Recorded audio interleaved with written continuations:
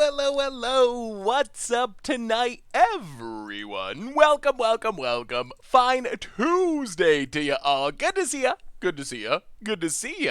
What is up, Leon's do? Go Spiritual, Trekkerith, Playmat Showdown, Moanin' the Conqueror, McIntyre, Zelda Zenith, Gorg, Zip, Zyron, Bigfoot, Swader, Maximum, James Bolas. How's everyone doing tonight? I am hyped. We have a sweet modern list, hopefully a Ninja modern list, and then I'm especially hyped because it is almost time for Ikoria. Tomorrow, Young Frugal for the 8th month. Welcome to the Fishbowl. Thank you so much for your subscription. Big soup cheer for you. Tomorrow, bonus stream. It is Ikoria Briefing time. Wizards hooked us up with an account to use for the day. So tomorrow afternoon, we will start exploring Ikoria Standard. And if you got sweet decks you want to play, send them to me. Send me your sweet Ikoria list. We'll play some of my decks, some of your decks. So severin@MTGGoldfish.com. Yeah, send me your sweet list and we'll have some fun tomorrow. I am super hyped for Ikoria, but I am also hyped. Never been less hyped for a set. Really? Not hyped for Ikoria? Interesting. Hey, what's up? What up, TCG? How are you? My sub goes bye in 3 days. Oh, well, you're good for a few more days, James Bolas. 3 days is a long time. That's like after the preview stream, so you're good. No worries. A female ninja is called, oh my goodness. Kanuchi? It kind of sounds like a Italian pastry to me. Did I say it right? Hey, what's up, Bigfoot? How are you? So tonight we are ninjaing in the modern format, and we'll see how it goes. I go from there. Before we get into it, the big news of the last day is real drafts coming to Arena, and coming to Arena soon. They're coming with Ikoria. Keurig, welcome to the Fishbowl. Thank you so much for your subscription. Big soup cheer for you. So yes, there's finally going to be real drafting, not the silly bot drafts. They still will have the silly bot drafts if that's your thing, but you'll actually be able to draft against real people. They're even going to give people a free draft to try it out. So super hyped for real drafts. That is one of the big things that Arena has been missing. So the only thing I don't like about it is they're unranked for some reason. I assume so. All the competitive players I know are going to play real drafts instead of bot drafts, but they also are unranked, which is really weird. I would assume that you would want the real drafts to be ranked, but I don't know. That's kind of a semi-small thing to complain about, but I'm super hyped to have real drafts coming. Have you been having Arena login issues? I haven't been logging into Arena much lately. We don't have Ikoria yet, so I've been playing Moto. Squishy Pickles and McIntyre, welcome to the Fishbowl. Thank you so much for your subscription. Big soup cheer for you. All right, let's do our reminders, and I will show you the ninjas, the new ninjas. There are many new ninjas, thanks to Modern Horizons in this deck. So, all right, reminders, talk about the deck, start playing Magic, go from there. But big reminder is tomorrow, 3 Eastern, is the preview stream, and I've got two $50 store credits to Card Kingdom to give away. So those will be being given away during the preview stream tomorrow. So if you want some free Magic cards, free Card Kingdom stuff, definitely check that out. Speaking of Card Kingdom, they are not only giving away some free stuff tomorrow, they are our sponsor tonight. So if you need some Magic cards, you can get them over at cardkingdom.com. Even grab a free Scoop Soldier sticker. Just let them know your order what you want one, and tune in tomorrow for the preview stream for the giveaways of some sweet store credit. So that's reminder number 1. Reminders, replay YouTube. That's where you'd find all the old stream, normal YouTube. Tons of stuff coming up. We had our top 10 standard cards from Ikoria go up today. There's some Commander stuff coming up, more top 10s, all the normal stuff, a sweet against the odds tomorrow, a $35 budget Magic from last night. So tons of stuff on the YouTube. Otherwise, Discord, new and improved. Check that out. Merch page, tokens, t-shirts, playmats, donations, always appreciated. Never required. $2 or more gets your message read on stream. Oh, thank you, James Bolas. So our deck for today, Godzilla Ramp. I hope we actually have the Godzilla promos. I don't know. Usually when you get the stocked account, it has the promos in it. So fingers crossed we actually have the Godzilla promos, because that would be pretty sweet to play a Godzilla deck. So tonight, we are heading to Modern, and we are ninja-ing. So the idea of ninjas is exemplified by Ninja the Deep Hours. What we really want to be doing, why is this not popping up? Oh boy. Okay, so I don't know why this isn't popping up, but Ninja the Deep Hours. Huh. Okay. Anyway, ninjas have ninjutsu, so rather than casting ninjas, what we really want to be doing is attacking, and then we can return an unblocked creature to our hand, put a ninja into play, tap it attacking for its ninjutsu cost. So the idea of this deck is we have cheap, efficient creatures, evasive creatures in specific. Fairies here, just a 1-mana flyer that scries when it comes into play. Not being able to pop stuff up is very obnoxious. Normally, what is going on, Moto? Maybe it's still bugged from... Oh dear, Moto. All right, we're going to restart Moto real quick. Let's restart Moto real, man. Already having to restart. Don't look at the desktop. Zetsukan, welcome to the Fishbowl. Thank you so much for your subscription. Big cheer for you. I think it's gotten messier since last time you saw it. More things have been downloaded. We'll be playing a lot of Arena starting tomorrow when we have Ikoria cards, and we might do a little bit of cubing tonight. We'll see where we end up, how long this league takes. I mean, Moto's working. It's hard for me to explain the cards if I can't pop them up so you can see them. We have a new donation from Melfant. Melfant, $5 donation. Hey, Seth. Thanks for your help with my combo deck earlier today. I was going to loan the cards from Card Hoarder, but they have a 40-day waiting period. Oh, goodness. Whew, that is a long wait. Yeah, things are really busy right now with everyone being stuck at home. I think there's been a lot of demand for the loan programs, so I thought I'd donate the $5 they would use for you this week. Well, thank you, Melfant. I definitely appreciate it, and yeah, good luck. The deck looked super sweet, so hopefully you get the cards that can actually try it. Moto's still being mad. Yeah, Moto is still being bad. The hype train is running. The hype train is going. All right, let's see if we can pop up cards now and explain this deck. Sneaky McD, welcome to the Fishbowl. Thank you so much for your subscription. First time sub, big scoop cheer for you. All right, so ninjas. Can we pop up cards this time? Ninjas. Oh yes, there's a pop-up. Alright, so now I can describe the deck. So the idea of this deck, evasive cheap creatures, Fairy Seer, Flyer, scries when it comes into play, Spectral Sailor, can draw us cards, another Flyer, Changeling Outcast is a ninja, it's also unblockable, so these 1-drops allow us to start ninjutsuing in powerful ninjas like Ingenious Infiltrator, to draw cards whenever a ninja deals damage, Ninja the Deep Hours, back up Ingenious Infiltrator on turn 2, and then, as we go through the game, we can do all kinds of shenanigans. Veramet for the 37-month. I'm doing well, Random. How are you? Welcome to the Fishbowl. Thank you so much for your subscription. Big soup cheer for you. Yeah, Ingenious Infiltrator, one of the big new ones, Maxim.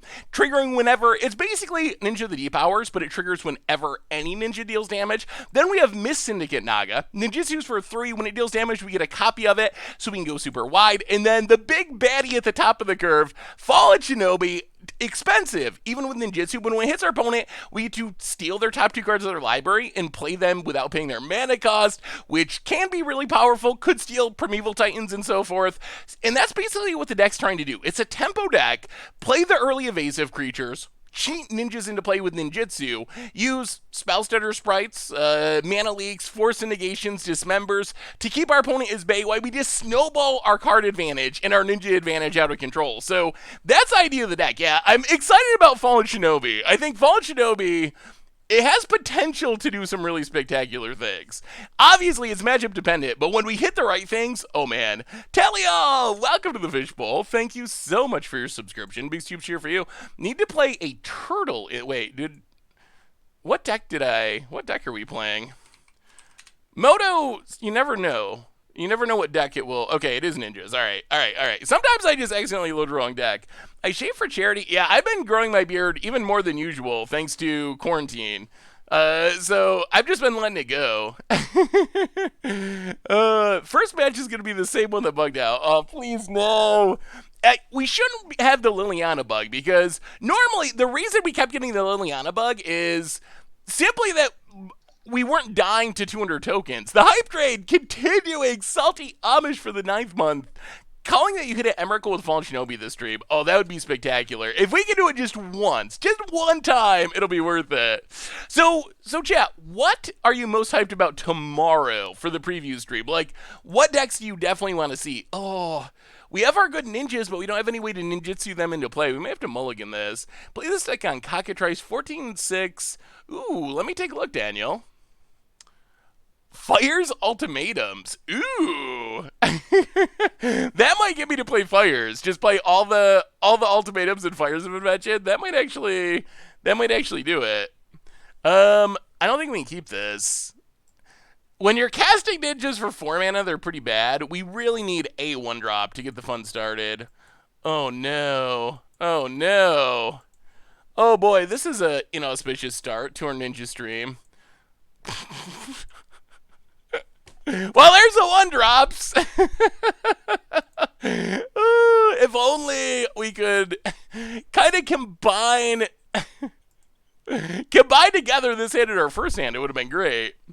Preview stream afternoon or evening, starting at 3 o'clock tomorrow in the afternoon. So afternoon into the early evening, going like 3 to 6, maybe a little bit later since it's preview stream. But yeah, 3 Eastern afternoon time for the start. Oh, thank you. We actually got the hype train hit. Thank you so much, everyone. Unblockable creature is pretty good for ninjutsu. It is. Ooh, all right. Well, this hand is not as exciting as we were hoping. Oh no, more lands.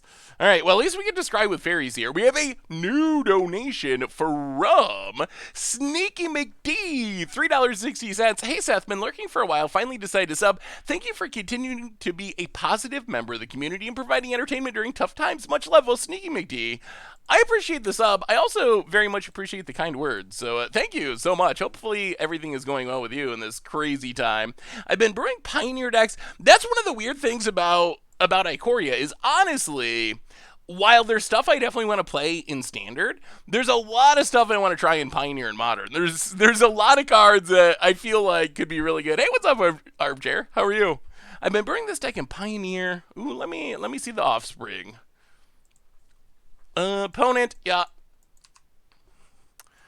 Valakut. And passes. Alright, that's good. Ooh, whoa. Yarion! I'm telling ya, Yarion's gonna be busted. I'm not a raving lunatic. It's gonna be good. I really think it is. That's an interesting take on it. I have not seen Yarion in Abzan. Most of what I've thought of has been blue-white, like Blink style decks, but that's actually really interesting. Oh, I have faith. I have faith in Yarion. Yarion's gonna be good. Mardu Offspring. Offspring's Revenge is interesting too. It reminds me of Azusa. Yeah, we probably do not want to let Azusa come down. That seems like a bad plan. Yeah, Offspring's Revenge is interesting. It's like a mini God Pharaoh's Gift almost. Yeah, so get a Swamp, counter Azusa, so we don't immediately die. And then, I mean, we do get to Ninja. Yeah? If we don't draw anything better, we get to start ninjing. Hey, Seth, thinking about building Urami instants and sorceries, but I don't think it'll be so good. Wait, Yumori? I'm gonna have to look up Yumori. It's been such a... Oh, Yumori the correct... Okay, the companion. Yes. I think you'd want a combo. I think you'd need a specific combo to really make it worth it. That would be my guess. I think that just playing it for value, essentially, we gotta wait. Gotta be unblocked. Well, you get to start making ninjas, so Ninja U. We have another new donation. The donations are really coming in tonight. Thank you so much, everyone. From Eternal Ether X, $2 donation. Hey, Seth, what do you think about a brew combining Titan's Nest and Song of Creation? Fill your yard to cast big spells. Oh, we gotta return this to hand. Okay, there we go, yes. So get a copy, pass the turn, fairies in hand, don't kill us. Fill your yard, cast big spells, maybe with a dash of Underworld Breach. I think that's an interesting possibility. Titan's Nest gives you the ramp from the graveyard. Song of Creation draws you cards and fills the graveyard. They do seem like they could work well together, and with the new Triomes, whatever the new lands are, you might actually be able to cast all your stuff, even with 4 colors. Which companion do you think will be best in Standard? It might be Yarion too. Like, as far as actually playing it in companion mode, I think Yarion fits so naturally in the Thassa Blink decks that is Triome. But it has an M and an E at the end, chat. It has an M and an E. I swear it does. If you read the word, there's an M and an E. What is I learned that in like I don't even know before even I was gonna say like first grade, but I think it was before I even went to school. Like that was one of the first things you learn. What are the letters M E spell, chat? Yeah, Domi, the carrier Domi. I'm from upstate New York. We know all about Domis. We have one of the best Domis in the country, honestly.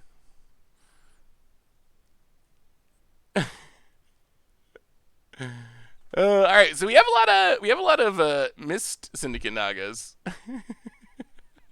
I have so much fun hanging out with you, chat. Seriously, y'all are awesome. How much? What percentage of my mispronunciations do you think are me trolling you, and what percentage do you think are me are me just being an idiot?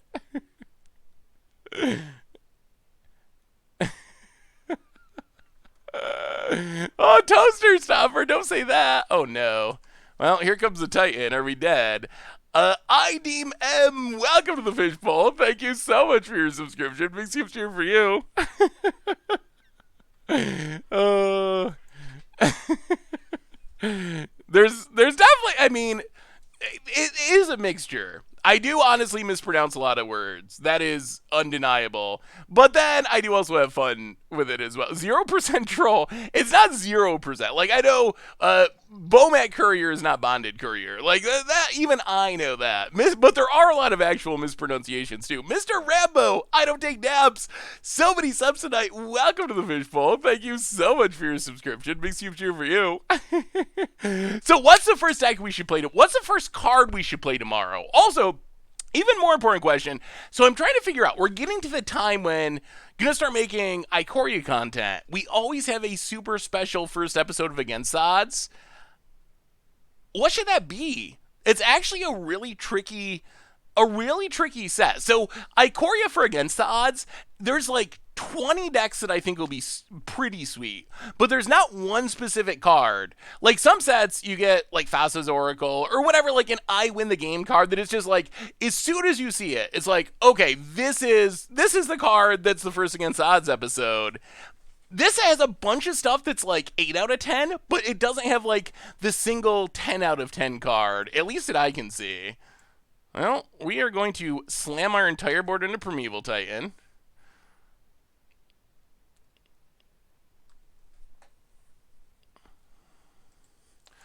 Uh-huh.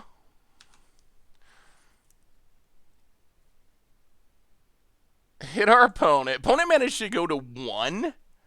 We get a whole bunch. Like, this Miss Syndicate Naga is going off, but I'm still not sure if we win from here. Like, do we even win? Yeah. Ninjas, ninjas, ninjas. Changeling Outcast. Pass the turn. Hold the land as a bluff. Sharknado. I'm worried that Sharknado might actually be a legit card. Song of Creation seems pretty good.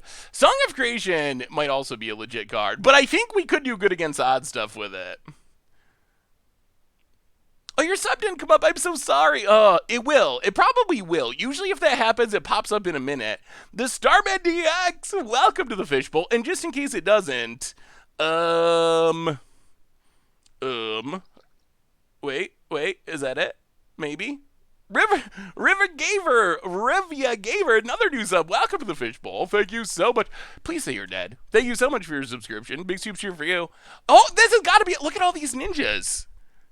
Look at all these ninjas. One's got to be dead, right?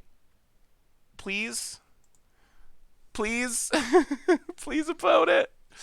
And Zyre for the 28th month. Welcome to the fishbowl. Thank you so much for your subscription. Big super cheer for you. So what do you think? What do you think of the $35 Infect deck? Like, what did you think of that episode of Budget Magic? Ooh, Absent Human Tribal. In fact, I know it's not like super spicy, but $35 is super cheap.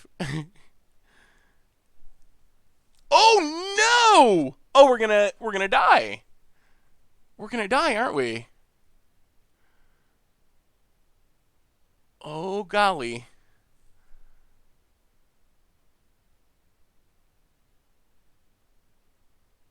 Oh man. Okay. Oh, Death Oasis, I really like. I don't know where it's going to fit in standard. This is going to go wrong somehow, isn't it? Opponent's going to go to 1 and stabilize and win. About it. Come on. So I think Death Oasis is actually a card that's pretty powerful. It's a little slow. It's something I would definitely see myself playing in Commander. Yeah, we're going to keep our board. Sure, take your beats.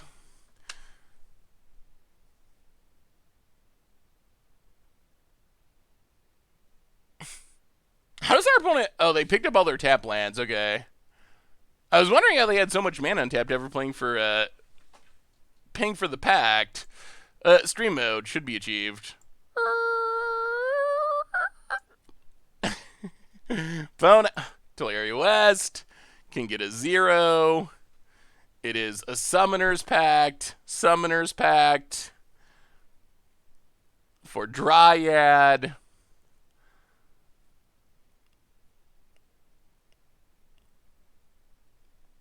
This can't do it, right? This can't. Valakut untaps. Dryad. Vasil.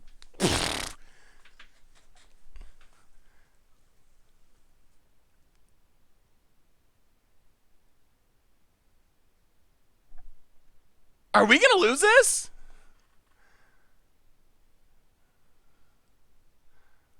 They can Ghost Quarter for 2 more triggers. They're out of land drops, though, right? Finally?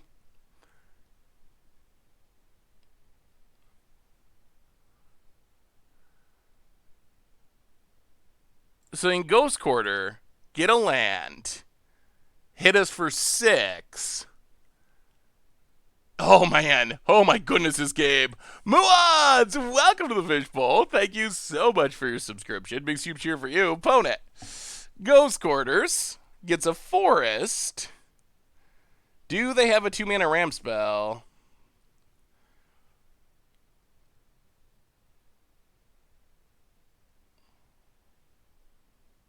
Down to 1. Come on. Come on. No, no, no, no, no. Oh! Oh, good thing we did not crack that fetch. Woo! Okay. Oh, missing the Ganaga. Taken down from Evil Titan. Wow, that was close. I did not think... Our opponent had no amulet. They had exactly 6 mana. They had to pay for a pact, and they still came really close to 20 us that turn. That was so close. Oh, tomorrow's going to be fun. I'm super... Oh, we were on the Multi-5, too. I'm really hyped for tomorrow. Tomorrow's going to be so much fun. One thing I want to do is try to make a huge mutate pile. I don't even know. We need... What's the best creature to mutate onto? Like, we mutate onto... like, Paradise Druid and do the Boggly thing. That seems like the safest way to try to build the biggest mutate pile possible. What to miss? Welcome to the Fishbowl. Thank you so much for your subscription. Big soup cheer for you. And a gift sub from the Ghost of Dak Faden to Alanta Headscrows. Welcome to the Fishbowl. Big soup cheer for you. But, so stream tomorrow, 3 in the afternoon. 3 to 6-ish. 6 or maybe a little after 6, but around 6. So yeah, 3 p.m. Eastern to 3-ish hours, 3 or 4 hours. Play a bunch of new decks. Usually, if you've never been to a preview stream before, the preview streams normally, so our normal streams, when we do a stream like this, we basically play 1 deck the whole time. Maybe 2 decks in rare cases, but normally we focus on 1 deck. Preview stream is the opposite. Preview stream, we play like a few matches with a deck, jump to the next deck, and try to just check out as much cool new stuff as possible. And then the stuff that we enjoy, we'll play, in full mode in coming weeks. Kizarick, welcome to the Fishbowl. Thank you so much for your subscription. Big soup cheer for you. Like, I almost think it could work to just, like, play Paradise Druid and just keep mutating on it. You have removal mutate, you have life gain mutate, you have card advantage mutate. Like, you name it, mutate does it. I almost think that plan could actually work. Will it be good enough? But I definitely want to try it. That's something I'm very interested in trying. Whether or not it actually is good enough or not, that remains to be seen. All right, bring in Force and Negation, more Dismembers. Try it like that, I guess. Or go down Dismember. Does Legendary Mutate work? What do you mean? So, the set will be out officially everywhere on Thursday, I believe. So, tomorrow's the preview stream.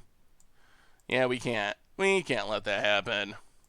Tomorrow's a preview stream, and then I believe Thursday, everything will be officially out on both clients. Ooh, Niv Song of Creation.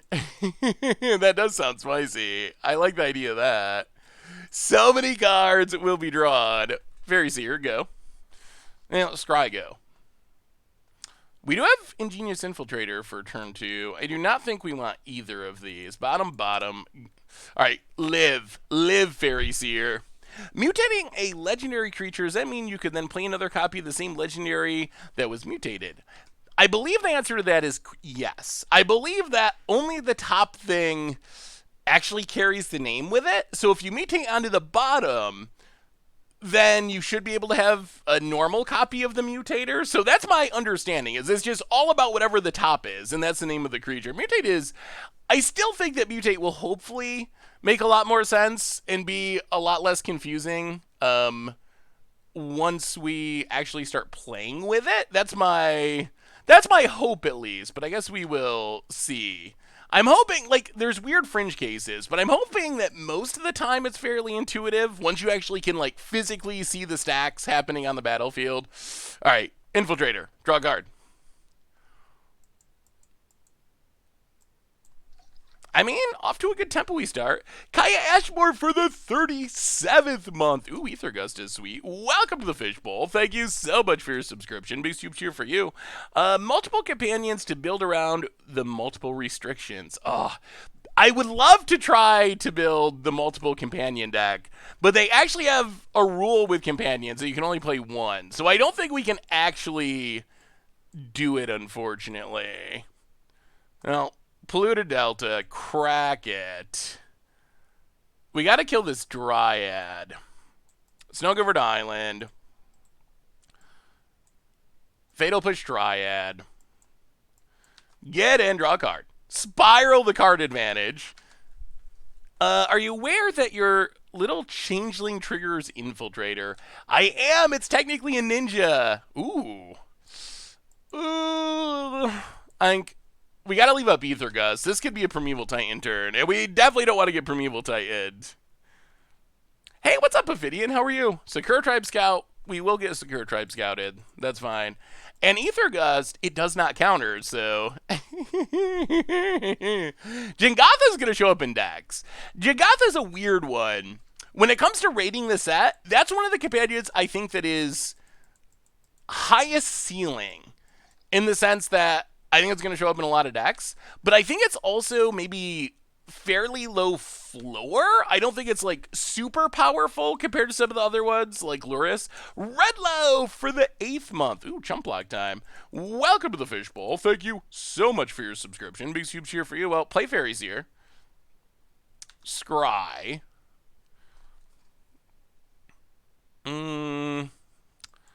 Bottom and... do we want? Okay, we'll keep Spellstutter. That's fine. Keep Spellstutter. Changeling Outcast. Ninja. So next turn we get to draw 2 cards. Why don't they have Eureka in Modern? Eureka would be so insane in that deck. What do you think the meta will look like when Teferi rotates? I am so looking forward to the end of Or the Spark. I really. Oh, this is going to be even better. If they get prime time and we put it on top, and then next turn they have to pay for their pact anyway, oh, they're going to be so sad. No one expects Aethergust. Maybe a little bit, but not much. Oh, this is like, Aethergust is the absolute perfect card for this situation. Oh, double time walk. Yeah, I'm a little nervous about the Teferi core set too. The Teferi core set does not sound super enjoyable to me, but all right. Crack this. Down to 17. Snow-covered swamp. Go to combat. Attack you. Miss Syndicate Naga. Ninjutsu on the ferry. And here they come. Here comes the ninjas. Pick it up. Hit you for 6. Get a copy. Draw 3 cards. Oh, this deck actually feels sweet. Look at all the cards we're drawing. All right. Draw. Dismember. Draw. Fairies here. Draw. Oh, another infiltrator. Okay, pass the turn. 1, 2. Okay, opponent's got to pay. I think this is game. I think we got him. Taking down Primeval Titan in one of the best decks in the format. Yeah, so I actually, as much as Teferi is annoying, I think I might even be looking to forward to Nissa rotating more. Top deck, welcome to the Fishbowl. Ninjas indeed. Thank you for your subscription. Big super cheer for you. Yeah, I think we run out Spell Stutter Sprite. So we can ninjutsu. 3, 6, 7, 8. I guess we don't even need to ninjutsu. I think that's just game. We would draw so many. Oh man, if our opponent didn't scoop, oh, we have a new donation. We would have drawn so many cards. We could have double Infiltrator, picking up Spellstutter Sprite for 2 mana, and draw 10. Oh, that would have been so good. Oh, well, yeah, we got him. Taking down Primeval Titans. New donation from Brother Zoa, $3 donation. Day 3 of asking, what happened to stream highlight videos? I miss their iconic meme vibes. Hope you're doing well, Seth, and I'm excited for potential Ikoria rough drafts. Ooh, well, Brother Zoa, stream highlights could return at some point. Basically, stream highlights was struggling to kind of find their voice, I think. So they kind of went on hiatus. They also were a series that we had Matt do the editing on, which kind of makes the process harder and more time consuming. So that was part of the reason that they haven't been showing up lately. So I don't know, is that something you guys enjoyed, guys and girls and everyone? Is that something you'd like to see come back? Jeronic, thank you again for the donation. Welcome to the Fishbowl. Thank you so much for your subscription. Big soup cheer for you. I mean, if it's something, so on the YouTube channel, they were not like super heavily viewed compared to like Against Odds or Budget Magic or a series like that. So I wasn't sure if it was something that, like, if you already watched the stream and then there's also the stream replay of the whole stream, that maybe people are just like, I've already seen this, so what's the point in me watching it again? So that was also part of it, but it seems like a lot of people do like them. I was also thinking that maybe it would be something where maybe we do like once a month, maybe we do multiple streams in one rather than trying to clip like all the matches from one stream. Maybe it's the entire week of streams that gets highlighted somehow, more like almost like a Sports Center top 10 or something. So there are other ways that we could potentially do it as well. But like top 10 of the month, top 10 of the week, something like that.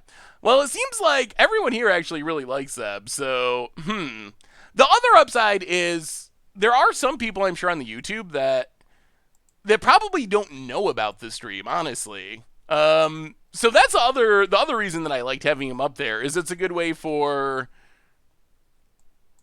people who maybe have not heard of the stream before to find out about it. All right, yeah, well, I will put it back on the potential to-do list. It seems like they probably won't return in the future, but based on all of your feedback, it sounds like having them return in some form or another could actually be a good idea. It seems like everyone likes them. All right, well, let's just ninjutsu, Ninja 1. Jankiest moments of the month would be sweet. I think there's some cool stuff you could do with like short top 10 videos. I think it could even be cool with actual like YouTube series too. Like kind of like the year in review videos that I do sometimes, but better, hopefully. All right, how do we want to do this? Drown Catacombs. I feel like we need. Oh, so our opponent's gonna play Coatl. So let's Changeling Outcast, which happens to be a fairy and a ninja. Go to combat, attack. We want to be able to Spell Stutter Sprite a Coatl here. Ooh, our opponent just has nothing. Okay, that's that is also acceptable. All right, well, we'll draw cards past turn.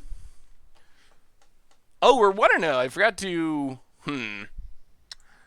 update it. I think we're going to counter this. This might be the Wilderness Reclamation deck, and opponent ramping into Wilderness Reclamation is probably really, really ungood for us.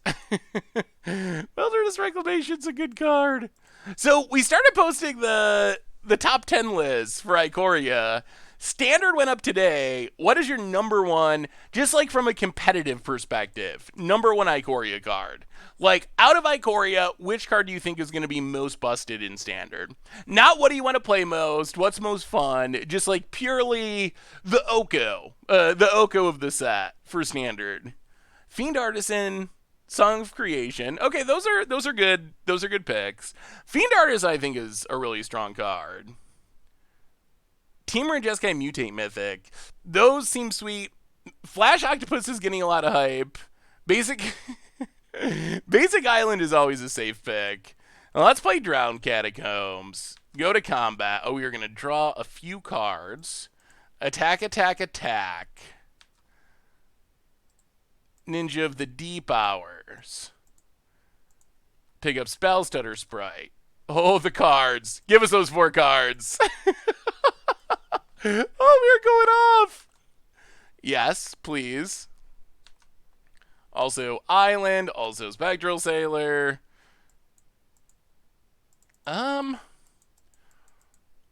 Okay, we'll pass the turn. Discard Fatal Push and a Island. All right. Can we slow our opponent down enough? Like, we're drawing cards, but our hand is full of 1/1s. Dora is... All right, opponent's going to maybe get back Hero Spiral. Dora seems like he could be powerful, too. Opponent's passing.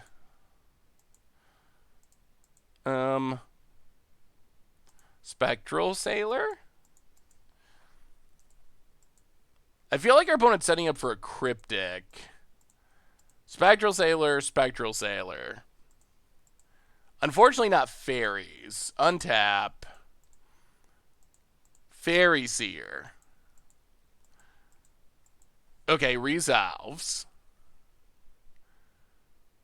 Oh my goodness. Oh my goodness. Yes. And yes. Polluted Delta. Go to combat. No Cryptic! Here comes the dorks! Here comes the dorks! Yes, give us those sweet, sweet cards! Titan's Nest, I think, is busted. I think 2 of the cards, just in an absolute sense, disregarding formats that seem most busted to me, are Song of Creation. Done! We ninja'd them! Wow! That went surprisingly well. Okay. Maybe Ninjas is like the secret best deck in Modern. Loris is a card that I think people really misunderstand. Whenever, this is based on the podcast and talking to like Richard and Krim about it, I feel like, and maybe other people are doing this, I feel like the biggest mistake people make with evaluating companions is focusing too much on the companion clause.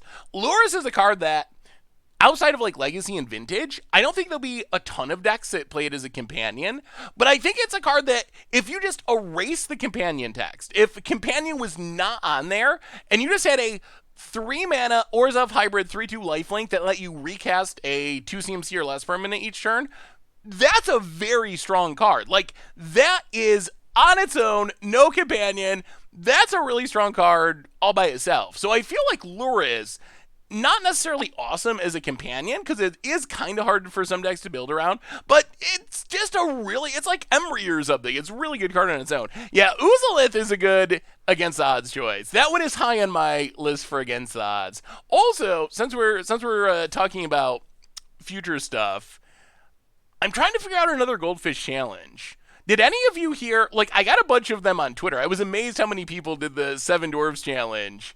Did any of you take the first Goldfish challenge? And are there any good challenges that you can think of from Ikoria? One that I thought of was Uzalith. Ozalith seemed like it could be sweet. How many different types of counters could you get on it? How big of a mutate pile could you build? But yeah, there will be another one and the wrap up video talking about the first one. That stuff is definitely still coming. It has not been forgotten. It's just been spoiler season, so stuff has been spoilery and busy with spoiler stuff. All right, we'll bring in more counters. Go down some removal. I'm not super familiar with our opponent's deck. I feel like maybe Relic of Progenitus is worth it. I don't know how much removal we're supposed to cut. Maybe something like this. Let's try it like this. I'm not super confident, but Gust is good. Oh, he probably should have brought in Gust. Sethro Jenkins for the 20th month. Yo-yo for you. Welcome to the Fishbowl. Thank you for your subscription. Big soup cheer for you. Hey, what's up, you huge elf boy? We are up against, I believe, Simic Wilderness Reclamation. And we are Ninjaing, of course. This is a pretty good ninja hand. Ooh. I think we gotta deploy ninjas. I'm tempted to leave up Spell Snare, but we gotta deploy the ninjas. Simic something. I'm guessing there's this new like Wilderness Reclamation Simic deck that's been going around with Uros, Wilderness Reclamations, bunch of counter spells. I assume that it's that deck, but I'm not 100% sure. Ooh. Do we ninjutsu or do we leave up a counter? That is the $1,000 question. Well, Drowned Catacombs, go to combat, attack. Oh. Do we straw poll it? I kind of feel like the problem is they can Growth Spiral into Wilderness Reclamation. Let's play it safe. Let's wait. Let's just hit our opponent. No shenanigans. Play Relic of Progenitus. Next turn will be our ninja turn. I really want to counter this Growth Spiral, which I presume our opponent has. Whoa! Chuck the Yak with a big no. Ooh, Coatl. Ha. Is that worth countering? I guess it can't be. We got Fatal Push. Sure. Chuck the Yak with a massive donation. $25. I'm so depressed, locked down, can't go to work because I'm involuntary homeschooling two desperate personalities. Could you please do a cheering dads? Oh man. A cheering I don't Well, Chuck, I'm so sorry you're depressed, and that sounds very depressing. What's a cheering dads? Chat, what does that mean? Oh, you saw me try a dab before. I don't know how to dab. I still don't know how to dab. You do arms different ways and turn your head or something. Dancer, you'll be sad. I don't know how to dab. Twerk? I also don't know how to twerk. Maybe I'm a really bad streamer. This is probably stuff. Cheer dads. Just like, that's not really, is that even a dance? Yeah, that's, I don't want people to be to be depressed. That's not what the stream's about. But, is that a dance? Does that count? Are you undepressed now? If I see something work, I'm something for life. I don't know how to dab. I really, all right. I'm gonna, all right, chat, all right. I'm sure there's,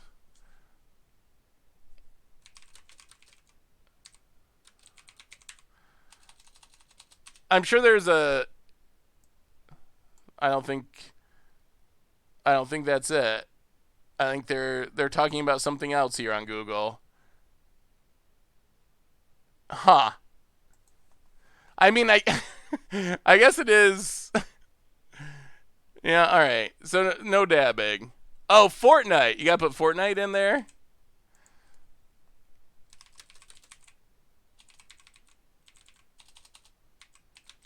How to Fortnite dab. All right. Oh, there's a video here that shows us. All right. Wait. So, arms this way, head the other way?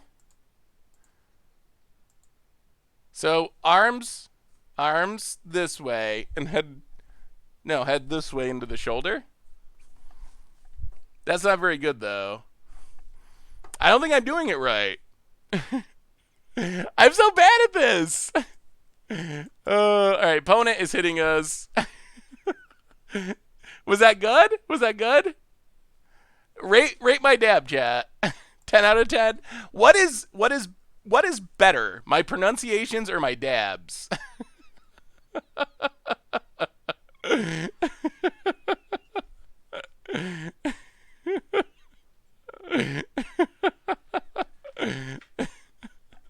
No comment.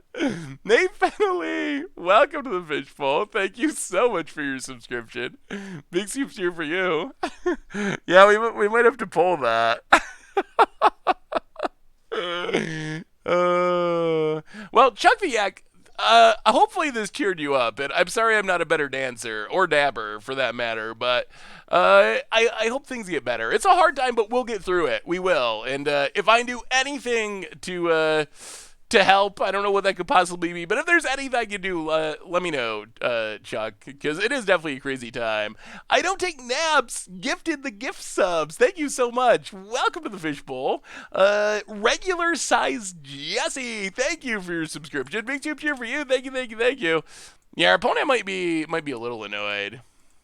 But technically, right now, we're waiting on them. We're not that far behind on time. Dog of Myth, welcome to the Fishbowl. Big soup cheer for you. Pronouncing Bomat Courier is better than the dabs. Oh, no. Is my dab getting clipped? Oh, boy. See, what other things like that should a streamer know? See, I feel like I'm not a very good streamer. Streamers should know, like, how to dab. Probably some sort of cheer dance, which the Chuck requested in the donation. There's got to be other things like that I'm supposed to know to be like a streamer that I just don't. Oh no. If this is another donation about dabbing. Osprey 5K with a $5 donation. It's actually the exact opposite. Donated because I'm impressed that you made it all the way to 2020 without knowing how to dab. Huh? I have my way. I have my ways. I keep up on weird things that other people don't care about. I mean, I don't know. Dabbing's too popular. I'm too hipster for dabbing. But some streamers don't know about magic. I need an air horn. Yeah, what can we do to improve the stream? Air horns, dabbing, apparently. Is dabbing actually controversial? You do have the hipster look. Hipster does not equal shut-in. That's also true. Robot! I want the robot voice! You know how much better that last donation would have been? Donating because I'm impressed that you made it all the way to 2020 without knowing how to dab. Actually, probably be like, without knowing how to dabba. D-A-B. I want the robot voice! Opponent, this is the longest Ice Fang Quaddle attack. Thank you. I actually really like cake. Whenever I think of cake, I think of soundboard laugh track. Ooh. I know Vince was telling me he got some sort of like voice changer where you could like hit a button and it would give you like a baby voice or opponent's watching the dab clip. Oh no. I hope not. Soundboard actually sounds sweet. Then you could be like one of those like cheesy morning radio shows and hit buttons for like fart noises and stuff.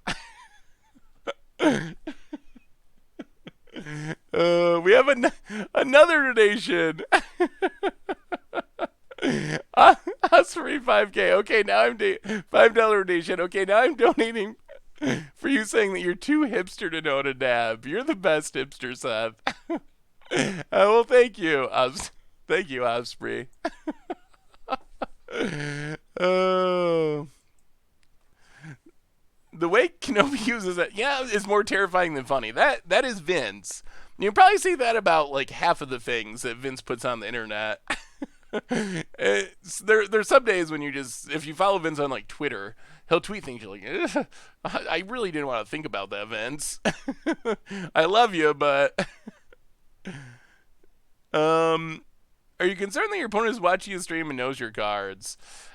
Not really. Like, it happens, but it also just comes with the territory of streaming. So if our opponent is doing that, that is just part of the gig. I mean, obviously, I don't do that, and I don't know. But whatever. Like, people do what they gotta do. Opponent ops.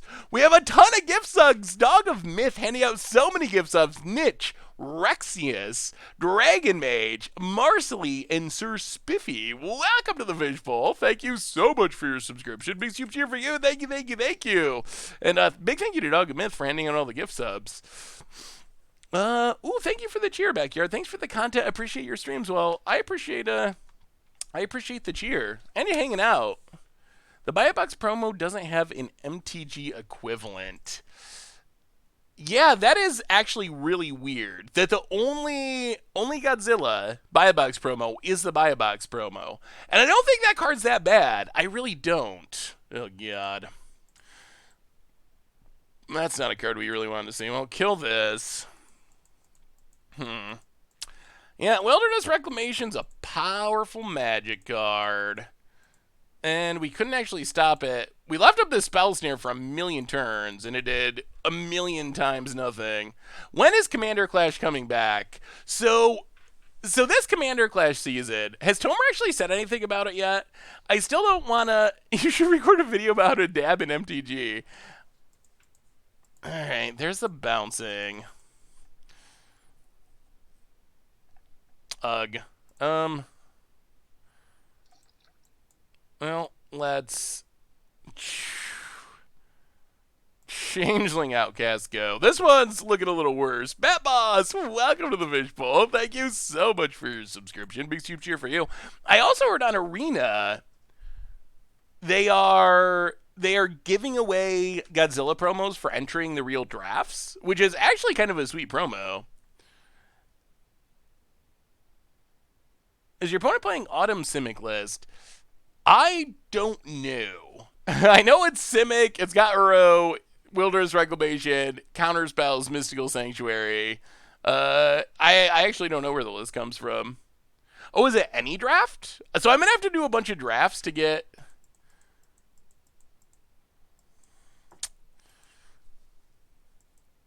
Oh, this is getting worse and worse.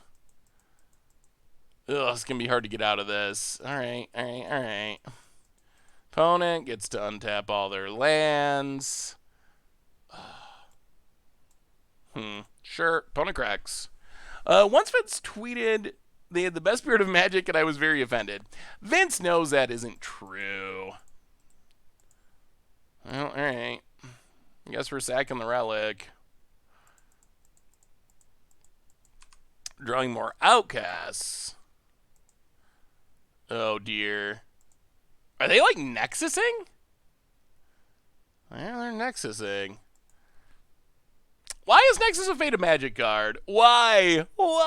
Yeah, Spellster has been mocking us this game. How about trying to break Teamer Ultimatum, copy it a bunch of times with Rowl and Fork spells? I want to copy the blue Mythos. That is a card. I just think that'll be hilarious. That's one of the decks I want to play most. I think it'll be horrible, but just copying... Good God. When your opponent gets to the point where they're just bouncing your lands with Cryptic to cycle it, you know things are not going well. Jimmy Famo, welcome to the Fishbowl. Thank you so much for your subscription. Big super cheer for you. I mean, Wizards, they have pretty much showed if it's a 4-mana enchantment, it can make any number of mana, and they're okay with that. We saw that again with Titan's Nest. All right. All right, there's no way. We're going to just concede. Like, this could go on for another hour or two, but at this point, our opponent is firmly taking control of the game. Every land is a Cryptic command because of Mystic Sanctuary. There's no way we're getting out of that. Hey, what's up, Gravius? How are you? I want to run a Ruinous Ultimatum 3 times. I want to copy Ruinous Ultimatum 3 times just to send a message. That would send a very strong message. Yeah, copying seems like it's pretty good. In a standard, well, we'll see how much Mutate gets played, but it seems like theoretically it should be pretty good in standard. Spell Snare. We had that Spell Snare in hand literally the entire game, and it never did anything. Ugh. How can we beat this deck?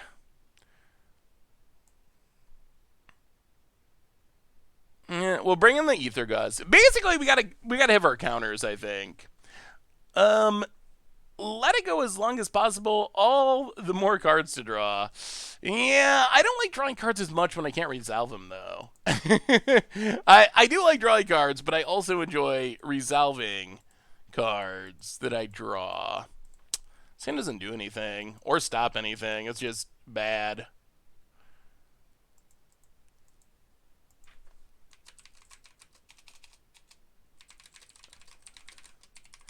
Opponent said we should play their deck on stream. I don't know about that. Yeah, we'll get rid of the push for now. This hand's not bad. One of the nice things about this deck is it does mulligan pretty well because we have all the ninjas to draw cards. Back to Break Moto. Yeah, no breaking a Moto tonight so far. A bit of dabbing, though. Resolving cards are overrated. That's what our opponent's deck thinks. Spectral Sailor, untap. Snow-covered swamp, go to combat. This time we are going for the ninja. We have to. Get in. Ninja. Pick it up. Oh, no. They have, like, Dismember? All right, we get to draw a card. That's good. Hit our opponent. Draw Spell Stutter Sprite. Okay. Maybe this is the game where Spell Snare does something. Hey, what's up, KZZ? How are you? The first against the odds deck should be a deck that copies Inspired Ultimatum 4 times to win. That could actually be pretty sweet. I know Crim loves Inspired Ultimatum. Maybe I should be higher on it. It is a little bit like Sphinx's Revelation, and Sphinx's Revelation was pretty powerful. Well, go to combat. Get in with Ninja. Hit our opponent, draw a card. More lands. All right, pass the turn. Icewind Quaddle. Well, this time we are going to Spell Snare, I think. Spell Snare it. Casey's on! Welcome to the Fishbowl. Thank you so much for your subscription. Big super cheer for you. When Ikoria comes out, are you planning on doing Kobold deck with Song of Creation and Legacy? I'm definitely planning on playing Kobold-esque decks with Song of Creation. Maybe we'll just play one in Legacy. I actually think that you can do similar things in, like, Modern, Standard, Pioneer. So we might try it in Legacy, but we might also just try it in other formats. Well, let's up our clock a bit. Hopefully stop drawing lands at some point. Spectral Sailor. Opponent cracks. Ooh. Okay.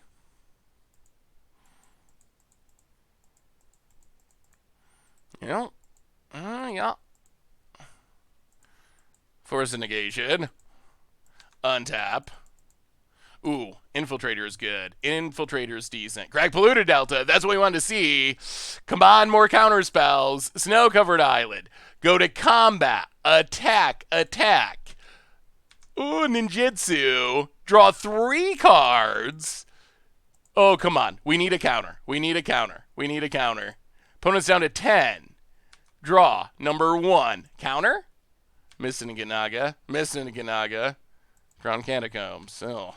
Ugh. Alright. Those are not exactly the cards we wanted. 1,000-year ultimate opponent. Runs out Wilderness Reclamation. Life becomes sad. Well, Spectral Sailor. Now here comes Infinite Cryptics, I presume. Opponent gets to untap.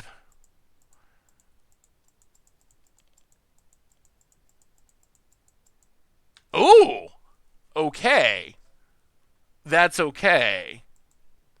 Huh. Okay, that's all they have, so we get the hidden?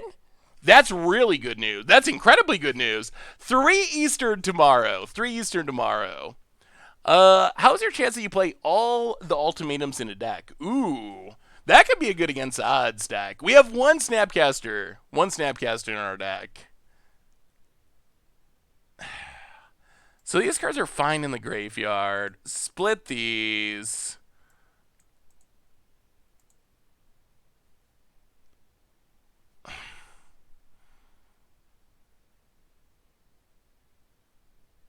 Oh, this is a tough pile. All right, sure.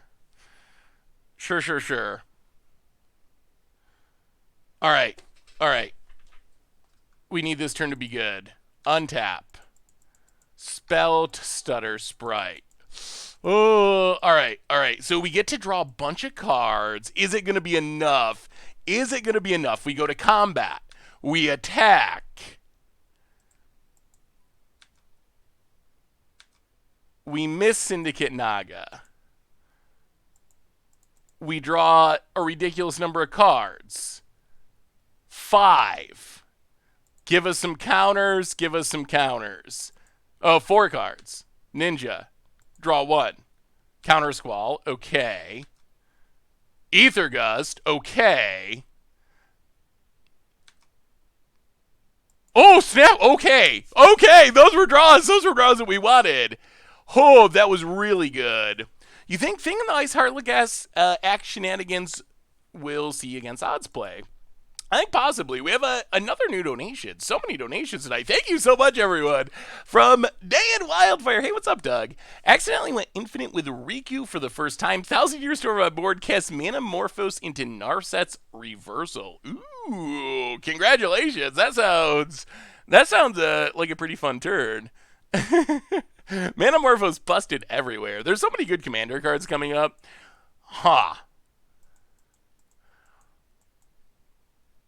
This is really interesting. What is our...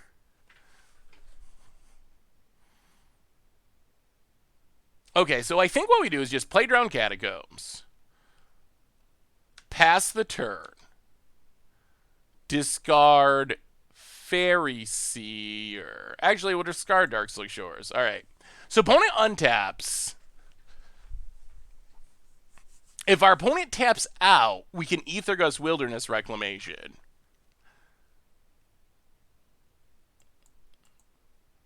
Oh, I think hopefully we have it. Maybe. Ninjas. Will you upload any legacy games to the channel? I'm kind of starting to like that format, even though I don't play. Interestingly, that you mentioned that, Zedskion, there might be a legacy video coming up within the next week. Actually, the last bit of stuff before it shifts to Ikoria. But yes, there is some legacy stuff coming up on the site.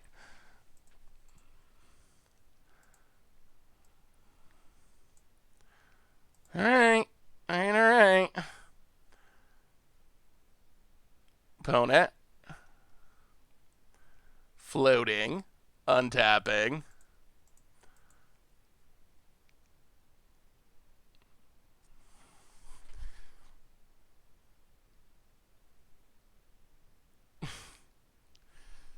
Do we counter it? opponent has 2 cards in hand. One of them is an Uro.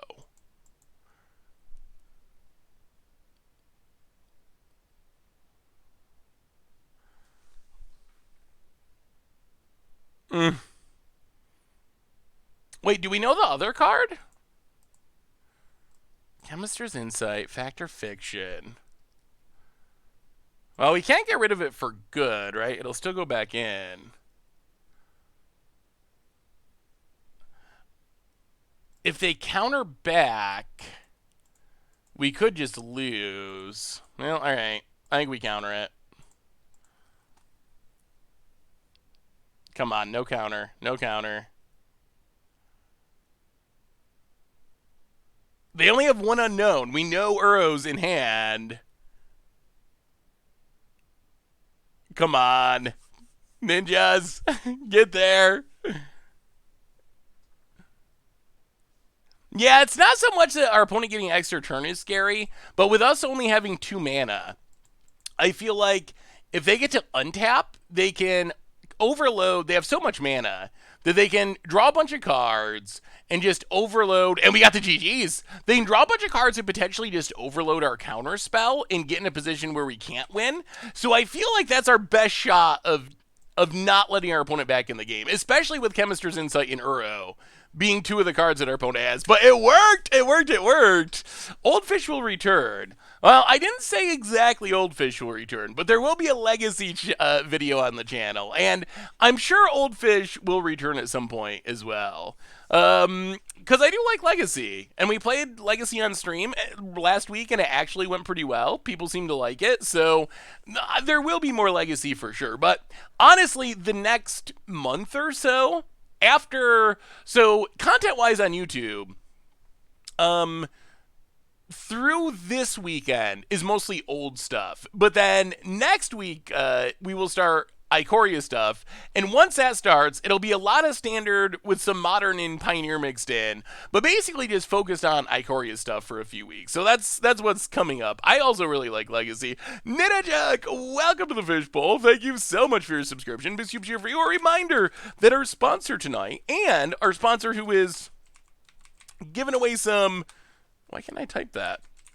There we go. Our sponsor is Card Kingdom, and they, tomorrow, during the Ikoria preview stream, are giving away a couple of bundles of store credit. $50. 2 of giveaways of $50 of Card Kingdom store credit. So make sure to hang out tomorrow, starting at 3 Eastern in the afternoon, to play new Ikoria stuff and get a chance to win some.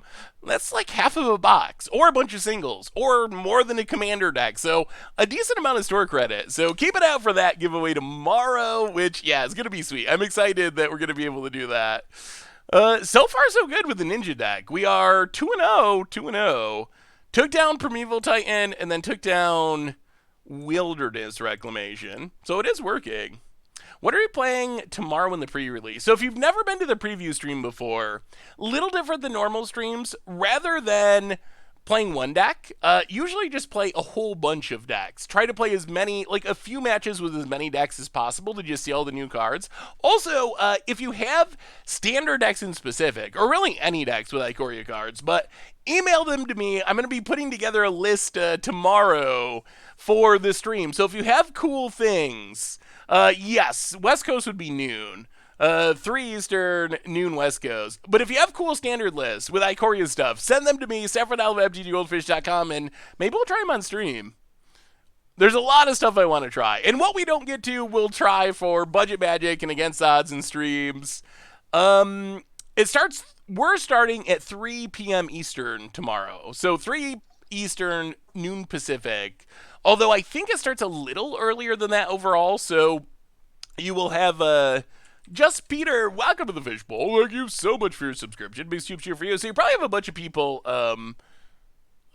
streaming even a little bit before that. How did you finish out the sealed cube on Plow Wonder Night? We actually did. I finished it up and we went 5-1. We lost once where we lost. I lost the die roll and just got ran over by aggro. But this hand's got no payoffs. This is just the one drop hand. I imagine the one drop hand probably not going to be good enough in Modern. Ooh, this hand has no enablers. I think we got to keep this, so I don't want to go to 5, really. Wonder Grave to the bottom. Well, come on, 1-drop. Any 1-drop. We'll take any 1-drop. Inspiring Vantage. Oh, dear. Lava Spike. Well, that's close. That's a 2-drop. Spellstutter is good against Bird. Wooded Foothills. Punent. Passing. Well, if we can, like, counter something with Spellstutter Sprite, and then Ninjutsu, we might be good. Chaos Engineer, welcome to the Fishbowl. Thank you so much for your subscription. Big soup cheer for you. Oh, we're not gonna scoop. I don't think we're that dead. Like, this isn't a great situation, but I don't think we're just dead. Polluted Delta, crack it. Down to 11. Snowguard Island, pass the turn. At least, yes, having no creature is good. We didn't have to dismember ourselves for 1 million damage. Opponent. Land. I think we gotta wait. I don't even think we run out Spell Stutter yet. Well, Dark Slick Shores. Go. Okay. Opponent probably has a handful of Searing Blazes. Sacred Foundry. Untapped. I mean, if you got a Searing Blaze, you got a Searing Blaze. We got to try it. Spell Stutter.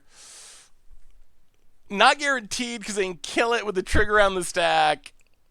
Please, no. No Searing Blaze. Oh, God. Oh, the blowouts. All right. 5. Oh, burn. 2. Well, doing it the old-fashioned way. 4 mana, Ingenious Infiltrator, go. Oh, do you have no spells that do things? All right, well, that's a lot of lightning bolts. Yeah, that was... Well, we were on a mulligan and on the draw, but that did not even feel a little bit close. This feels bad because they can just kill our creatures so easily. Major Armstrong, welcome to the Fishbowl. Thank you so much for your subscription. Big soup cheer for you. Oh, good lord. Huh. All right, so I guess like Brutality, Legion, and Force of... They can even play around Force of Negation. Huh. This just feels rough. It just feels rough on all levels. Fallen Shinobi feels pretty lacking in this matchup. We can bring in Counter Squall. Maybe we just have to go like full-on control mode, essentially, and just try to be the control deck and win eventually somehow. That might be our most realistic. Maybe we got on Missing Naga too. That also dies to like gut shots. And just try to beat down with 1/1s for 1 million turns.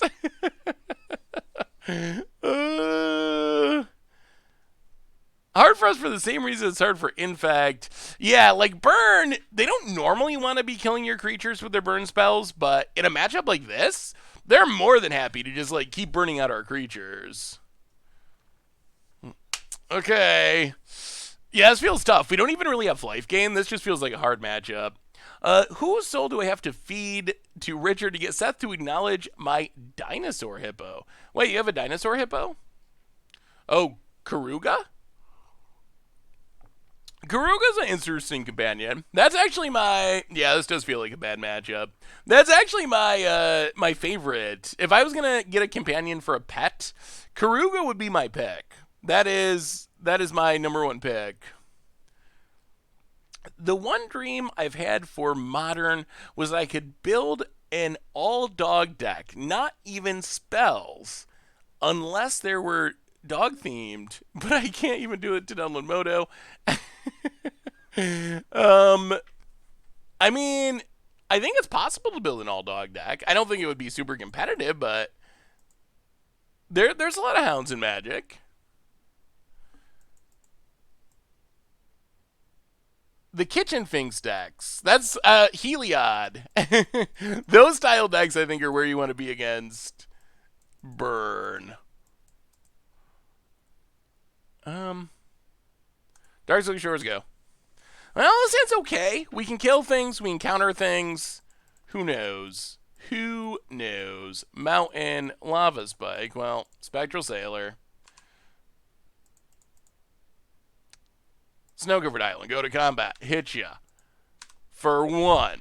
All right. Protect the Spectral Sailor. Attack for 20 turns. Eidolon. Okay. Well, kill that. Down to 15. Untap. Drown Catacombs. Go to combat. Hit ya. Pass the turn.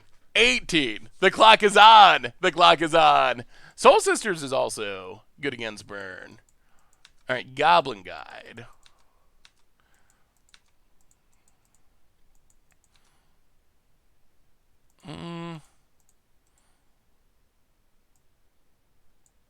Kill Goblin Guide.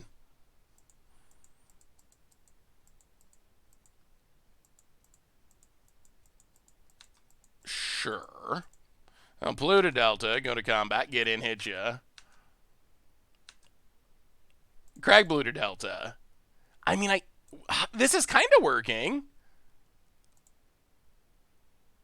Yeah, let's Fairy Seer. Run out Fairy Seer. Scry. Bottom top. Pass the turn. Ooh, tempo plan. When will be the next Commander Clash? So, the plan for Commander Clash, we've started recording. The Season 8 episodes have begun to be recorded. But the plan is, this weekend... Yeah, we gotta deal with this. This weekend will be the actual video of Commander Clash Live. And then the week after that, I believe we will start the new season. And the new season, it's going to be slightly shorter than normal. It's going to be 10 to 15 episodes, I think. But it's going to be a unique season. A unique season of Commander Clash. Get it. Hit our boat it.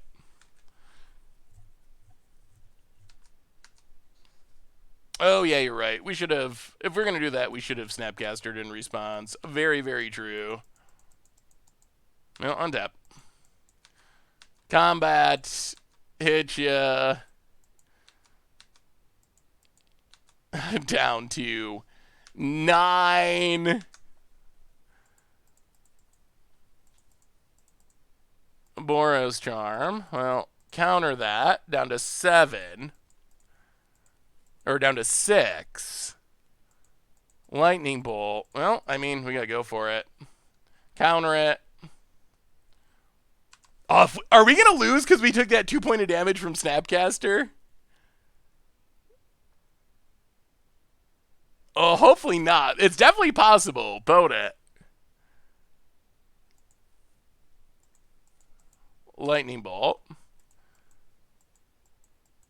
Lightning Bolt.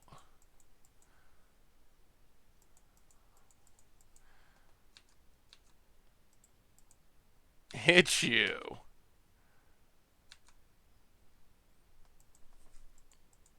Watery Grave. Wow. We need them to whiff twice, though? Come on. Come on. Come on, Magic Gods. Come on. Come on.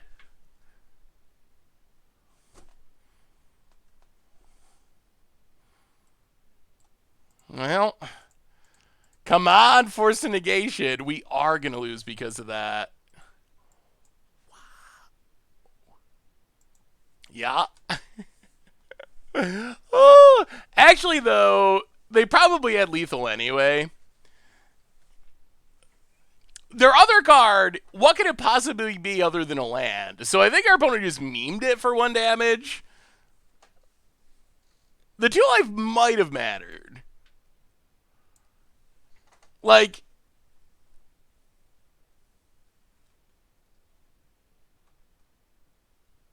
ugh. Yeah. I mean, it was definitely a mistake. Whether or not that caused us to lose, I'm not sure. Is there going to be a companion Commander Clash episode? It seems, seems probable. I think what companions would make for good episode. Like I'm sure we will do it. What would be the best companions to see that are not banned? Like some of them are not playable at all. Like I can't play Yorion, and then we have some banned ones. What are the best instants and sorceries in standard? I mean, I guess it depends on what you're going for. If you're trying to like efficiently kill a creature, probably like Murderous Rider or Swift End. If you want to finish the game, the ultimatums seem really powerful. Opt is a good cantrip. So it really depends on what type of spell you are going for. Can you have a companion as your commander and another copy? No, I don't believe so. You're still restricted to playing one-ofs in commander. So companion does not allow you to get around that. Lurrus does seem cool. Even at odds, yeah, that seems like a good one. And Tomer could definitely play Karuga. He's already got his 6-drop tribal deck. What's my favorite Mythos? My favorite Mythos is actually the blue one, Mythos of Aluna. Just because I think it's actually a pretty powerful card. But I think it can do really crazy things. The best Mythos is probably the Abzan one. I think like just 3-mana unconditional removal is really strong. Especially removal that can hit Fires of Invention and Wilderness Reclamation and Witches' Ovens and all that stuff. So I think that's probably the most powerful playable one. Oh dear. Oh dear. We're getting neo-branded. Oh, Neobrand. Neobrand, Neobrand, Neobrand. Well, okay. Plunder Delta. Snow-covered island. I mean, I guess it could be something else. I think it's most likely Neobrand. Bottom and bottom. Those are not lands. Pass the turn. Could be ad nauseum. The aggressive mulliganing, though, makes me think Neobrand. Like, ad nauseum doesn't really want to mulligan to 5, if it can help it. It needs several cards. Serum Visions. It could be Dredge. Yeah, it doesn't look like a very good Dredge hand. Is there going to be a stream for the release of Ikoria? There is tomorrow, starting at 3 in the afternoon, 3 Eastern. Well, Spellstutter Sprite's not the worst. Get in, hit ya. Pass the turn. We would really like to draw another land one of these years. And Neobrand also has Veil of Summer now. Ooh. Hey, see you, Betty Bon. Hopefully, see you tomorrow for the preview stream. Have a good night. So, you can have more than one companion. So, no. Companions, by the rules of companion, you can only ever have a single companion. No matter how many restrictions you met. You get to choose one copy of one companion.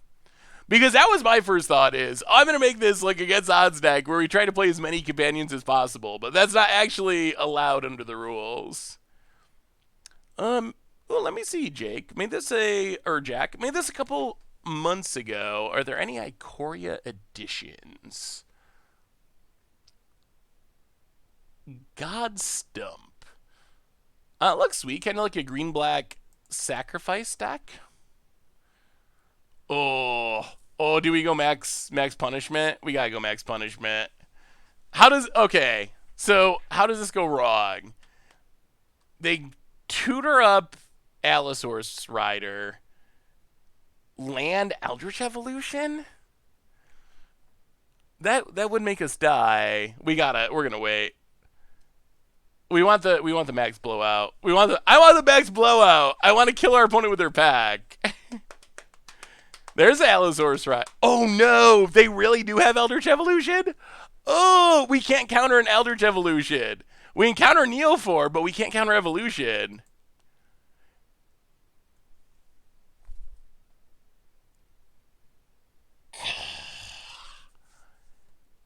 Oh.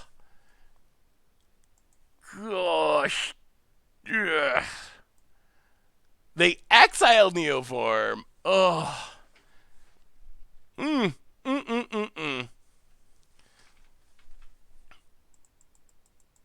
I mean, they are built way more around Neoform than Eldritch Evolution.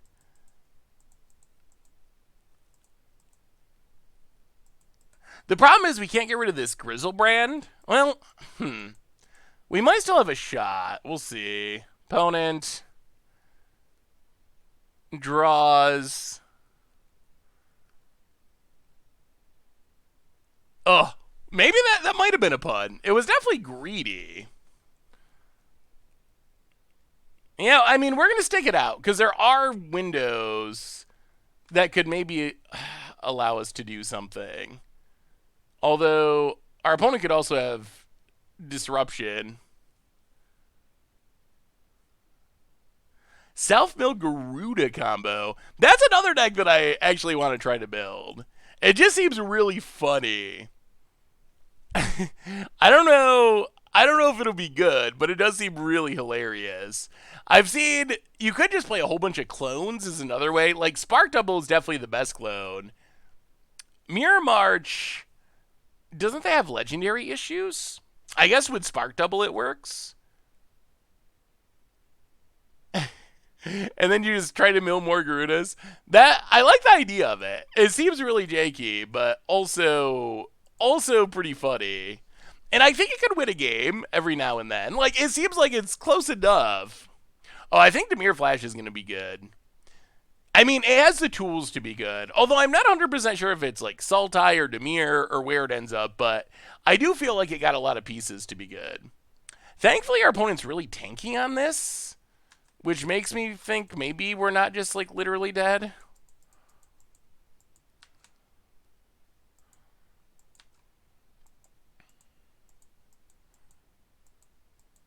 Oh. Oh yeah. So we're still just gonna be dead. Ugh. So opponent goes to 4, and then they just Simian Spirit Guide and pay. Yeah. All right. Sure. I really feel like Neobrand is. I don't know. I really dislike Neobrand in Modern. I think I dislike the card pool of Modern. I think that's actually more of what it is. I dislike that Modern does not have the tools to interact with those kind of combos like Legacy does. That's one thing I realized playing Legacy a bit lately is like in Legacy, you have fast combos, but you have ways to stop them, which makes it fine. Like in Legacy, Belcher would be tier 0, or a deck similar to Belcher would be tier 0, but it's not because of Force of Will. Modern, those kind of combo decks do have the opportunity to be close to tier 0 because we don't have access to the disruption. We'll bring in the Gust.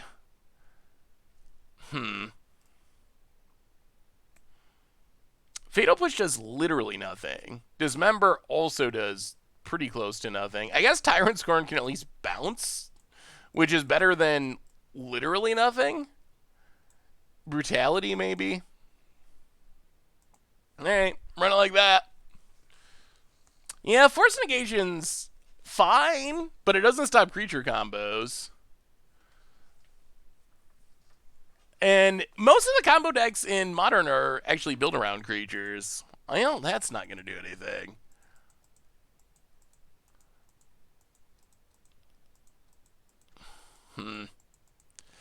Alright, so I guess we keep this and hope for a 1-drop to miss Syndicate Naga. We will put Tyrant Scorn to the bottom. Well, we'll see. We'll see. Not the deck does really need 1-drop into ninjas. Missing the 1-drop makes the deck a lot worse. Can I get a shout out for my wife Danielle? She tried to learn the game but hates all the math. Well, Danielle, there's a lot of math, but hopefully you enjoyed giving it a shot at least. Now, Polluted Delta, go. Well, I guess we should just Spell Stutter sprited. Last game. Pout it. Passing. Sure. Polluted Delta, go. Well, now we can actually stop Neoform and stop Veil of Summer, which is relevant, potentially.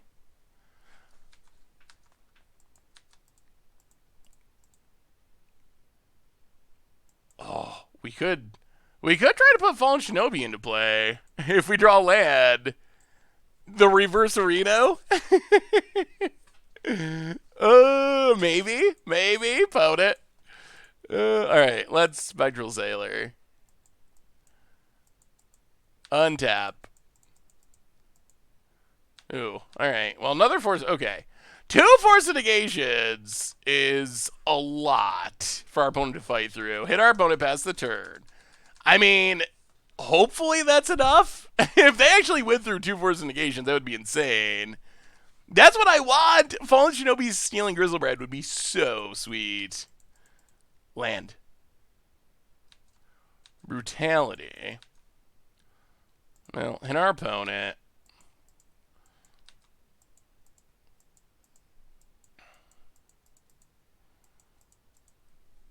Do we even Brutality?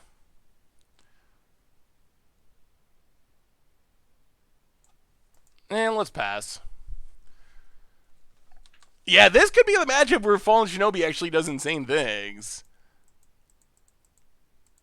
Serum Visions. Okay.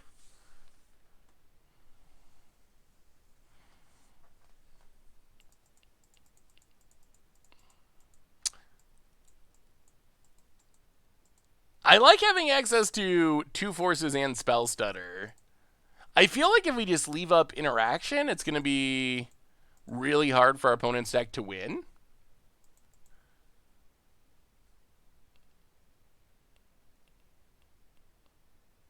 Another Spell Stutter. Just drawing a land would actually be pretty optimal, but... Get in, hit our opponent. Pass the turn.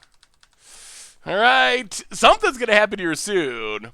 Streamer has a meme deck playing against a memer deck. Yeah, this deck is actually really good. I mean, it can be inconsistent, but it's one of the scariest, fastest decks in Modern. Yes, if you ever need the deck list, exclamation point deck will get you there. Well, now we will run out of Spell Stutter. Increase our clock a bit. Hopefully avoid discarding hand size.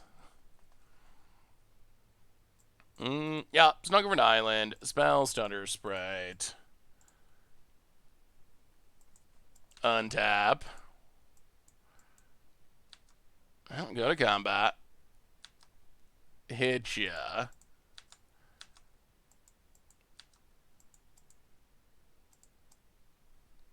Crack Polluter Delta. Watery Grave. Untapped. Fairy Seer.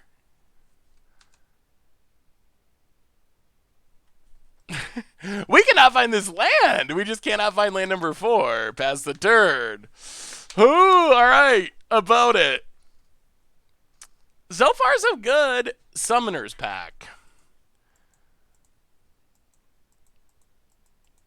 It can't go wrong this time. It can't. There's no way. There's no way. Sure. There's no way this is going to go wrong this time. If we lose again because we let Summoner's Pact resolve. All right, there's Allosaurus Rider. Well, here comes the battle.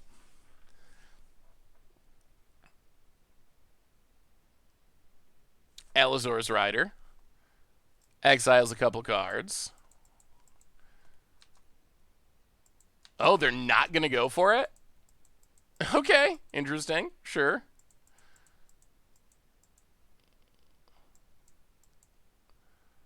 I'll go to combat. Attack. Still can't find land number 4. Hit our opponent.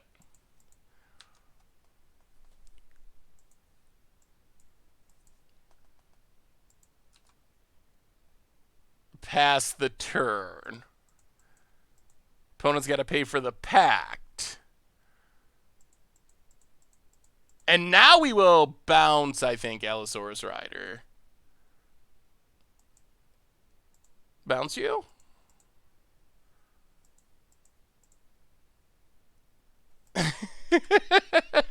Yes, alright. Opponent's gonna have to like 10 for one themselves. Allosaurus Rider returns. Sure. Opponent. Passing. Land. Not a land.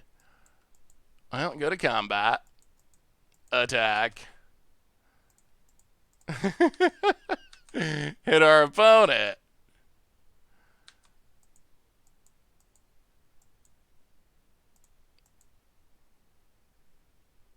Changeling Outcast. Pass the turn. This has been ridiculous. Hey, what's up, Recall? How are you? Good to see you as well.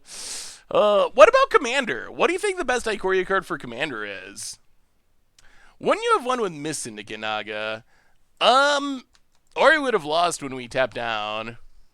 Opponent did discard exile to Allosaurus Riders, 2 Eldritch Evolutions in Neo form, so I don't know. I don't know what would have happened.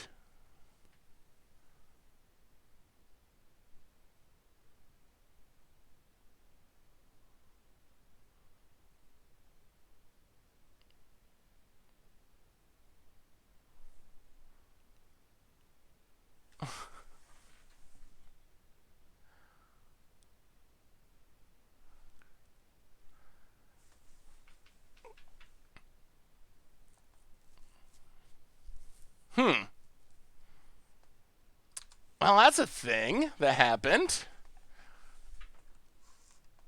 Yikes. Okay. How did that happen? I mean, this is a good example of how force of negation is very much not force of will. Like, that is a really good example. Also, we're 20 cards deep and we're still not hitting land number 4.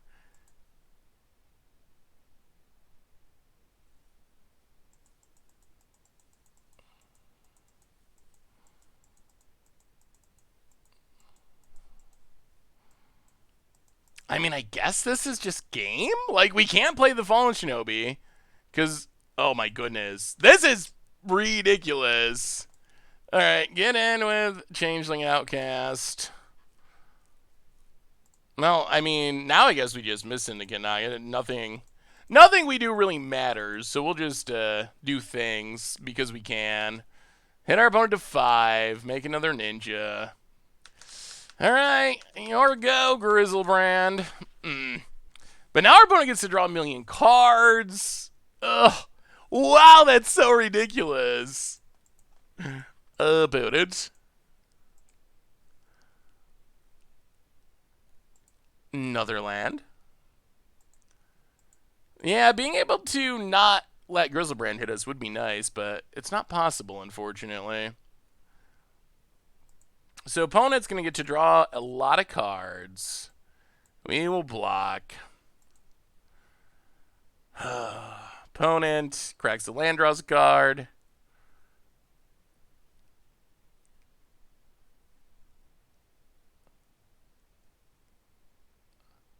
Edge of Autumn draws a card.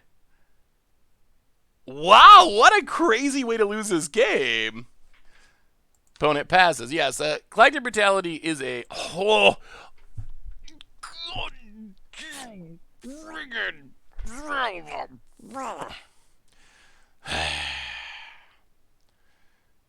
okay, land number 4 on turn 11 is Darkslick Shores. So we still can't follow Shinobi. Well, play Changeling Outcast.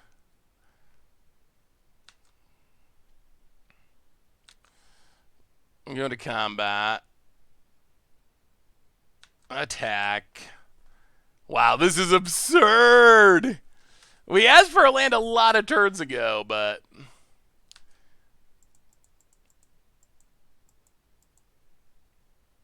Pass the turn. Wow, this is such a ridiculously depressing way for this to go. All right, opponent.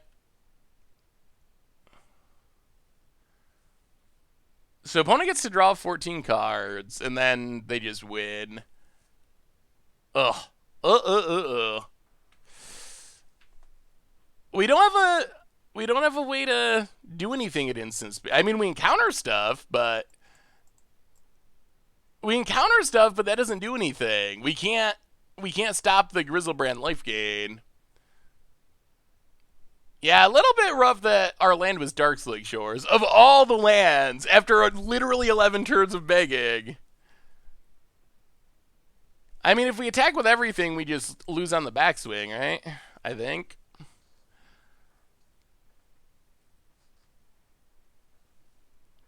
I guess we could jump block with Changeling Outcast. Yeah, that makes our opponent draw, what, 7 instead of 14?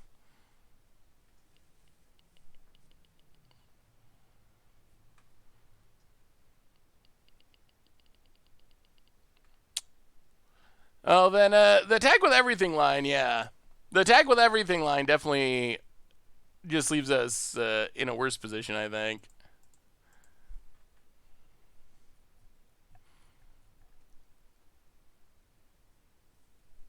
All right, opponent draws.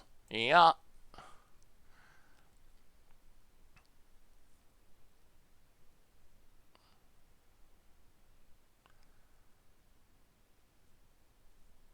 Wow, this is absolutely ridiculous. Just the way this match is went. Opponent untaps.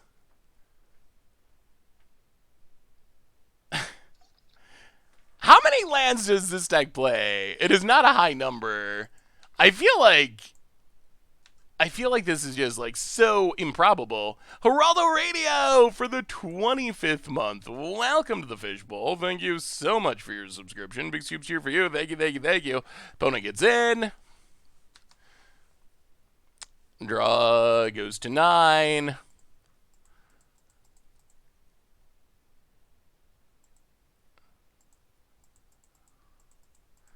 Draws to 2. 17 cards in hand.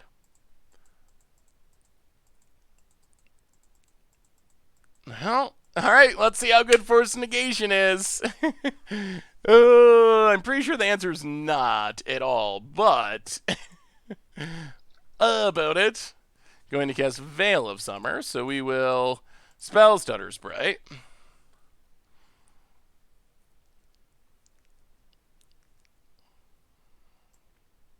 Yeah, Veil of Summer is a big addition to our opponent's deck. Veil of Summer number 2, of course.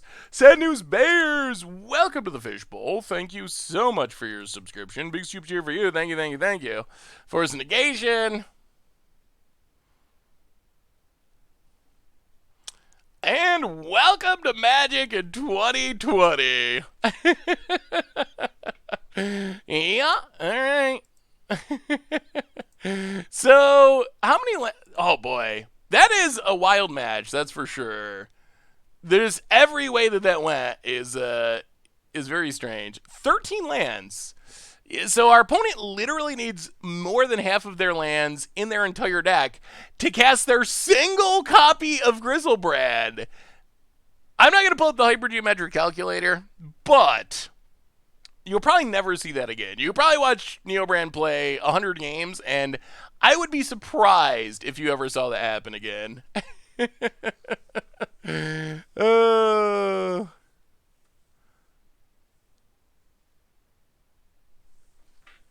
All right, on to game 3. We started off so good with ninjas. Let's see if we can at least finish with a 3-2.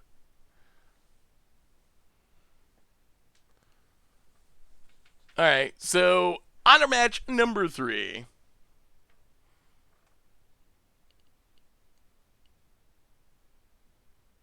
Oh, because we were just dead. We cast all of our stuff, and I guess I didn't realize that people didn't know how Grizzlebrand killed. I should have. I guess I should have let it play out just so you could see the combo kill. But from that position with 17 cards in hand, our opponent has it. Opponent didn't have 12 lands because they only play 13 lands and they had 7 on the battlefield at one point. So they didn't even have lands left in their deck, honestly. Yeah, let's just Fairy Seer. Do some scrying.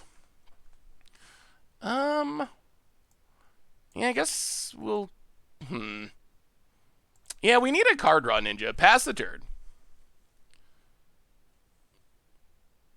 Opponent. Corrects. All right, so up against some sort of snow control deck. Oh, all right, maybe an Ursa deck. So Ward of the Meek. Draw Catacombs. Go to combat. Get in. Hit you for 1. Pass the turn. The new Mutate Octopus could be sweet in this deck. It's not a ninja, though. We have a lot of ways to draw cards that are actually on theme with the deck. Well, all right. Opponent's going for the win. Spell Stutter? Well, all right. Disaster 1 averted. Opponent has Emery. Okay. Well, play the land. Ugh, this isn't great, but destroy Emery.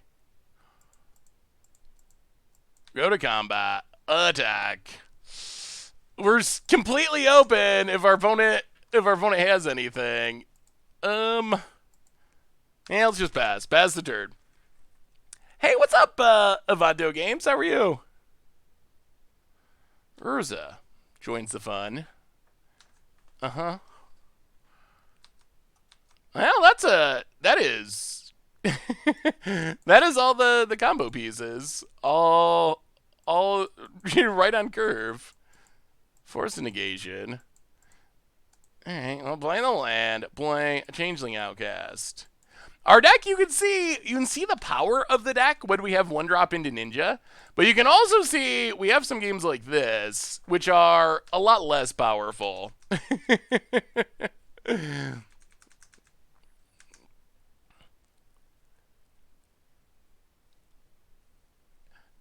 Ant Venom? Ant Venom. Event.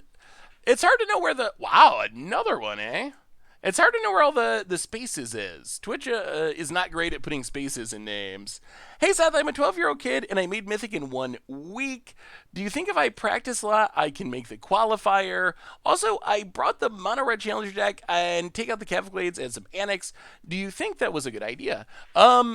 Yeah, I think the Annex is definitely very good in the deck. And yes, I think you definitely can. If you keep practicing and working at it, I think you can definitely...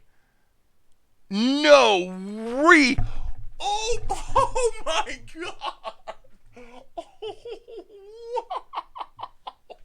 Holy... Whoa! Whoa! Oh my goodness.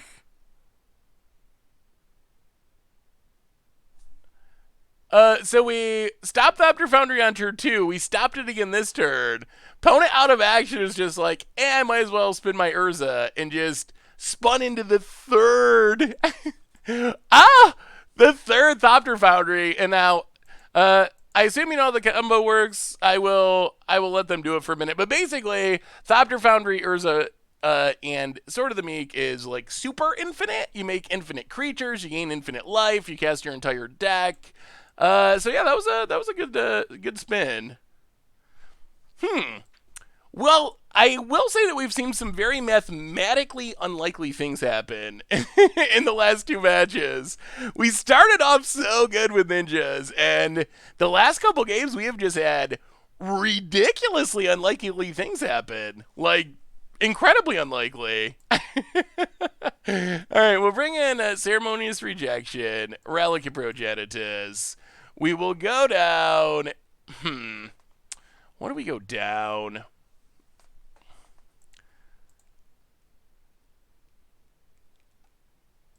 Oh, we might need Force of Negation too. We also need removal though, or we just lose to Urzas.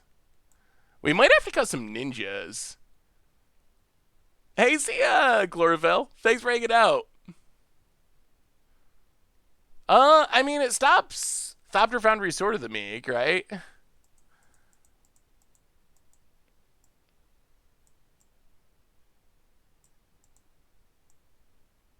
I mean, maybe it's not worth it to fight Thopter Foundry Sword of the Meek. It's hard to find room without just cutting all of our cool ninjas. Which then our deck gets a lot more boring if we don't have cool ninjas. I guess we got like a Spectral Sailor. Hey, what's up, Glowgig? How are you? Yeah, it also doesn't attack into tokens very well. We can probably cut Mistblade. Cut Mistblade. Maybe we just go up Counter Squalls and run it like that. Rejection doesn't counter Thopter Founder. Oh, you're right. It doesn't hit artifacts. It only hits colorless cards. That is a good point. So yeah, I guess it's probably less good. I don't think we keep the all defense hand. We just don't have the clock. Alright, well this will keep. This hand does give us an Ingenious Infiltrator on turn 2. And then we just cross our fingers, pray to the magic gods. Can you escape mutate with Underworld Breach?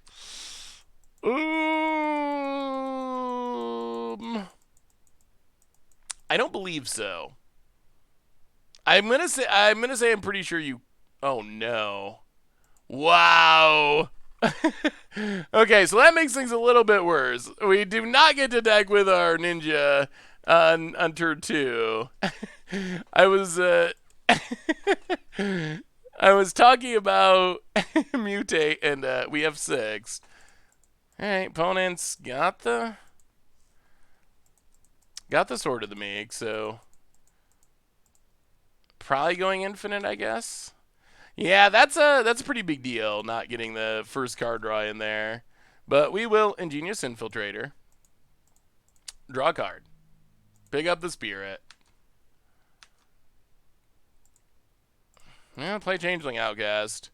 Pass the turn. Don't kill us. Don't kill us. Yeah, Escape is not mana cost, and I believe that Underworld Breach only works with mana cost, so I don't think it actually does anything sweet with Underworld Breach, unfortunately. Or probably fortunately. Maybe Underworld Breach doesn't need to be actually even better. Plague Engineer. Okay. On Fairy.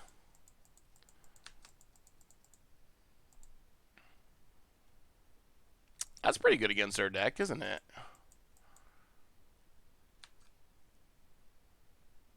Well, I guess we pass the turn. Oh, after such a good start, the wheels have just completely coming off with ninjas. Ooh, let me see your Storm deck, basic land. Vote it. Steve Bets. Untapped. Down to 15. Ooh. Going with the free creature plan? I mean, it seems like if we resolve Song of Creation, things should go pretty well. Yoda Man for the 25th month. Welcome to the Fishbowl. Thank you so much for your subscription. Big super cheer for you. Ponas had some very strong Urza hands, I will say. Sweet mother!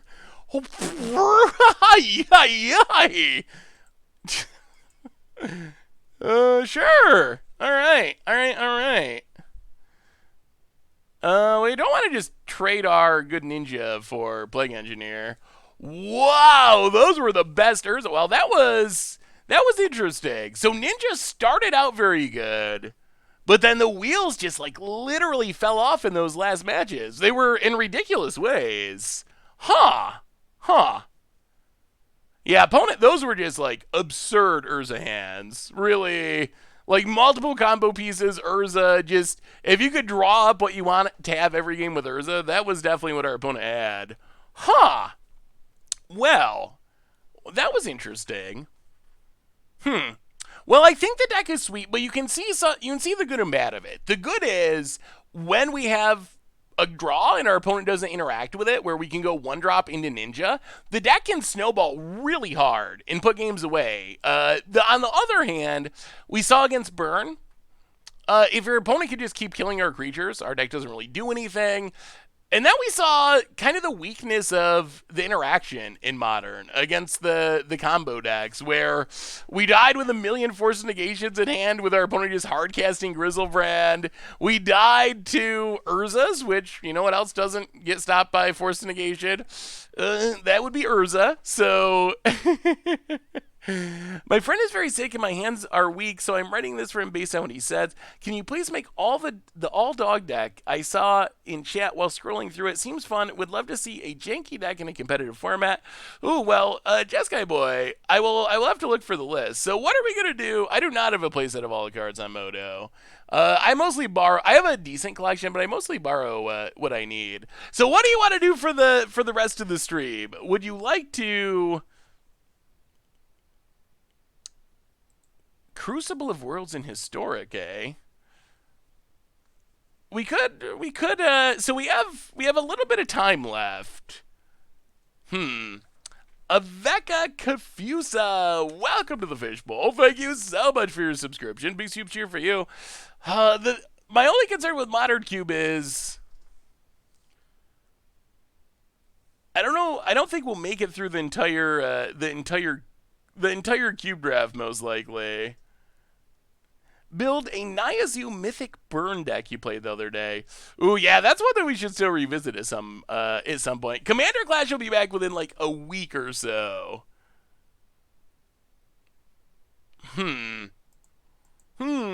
So yeah, options. We can play some more ninjas. We could play another deck.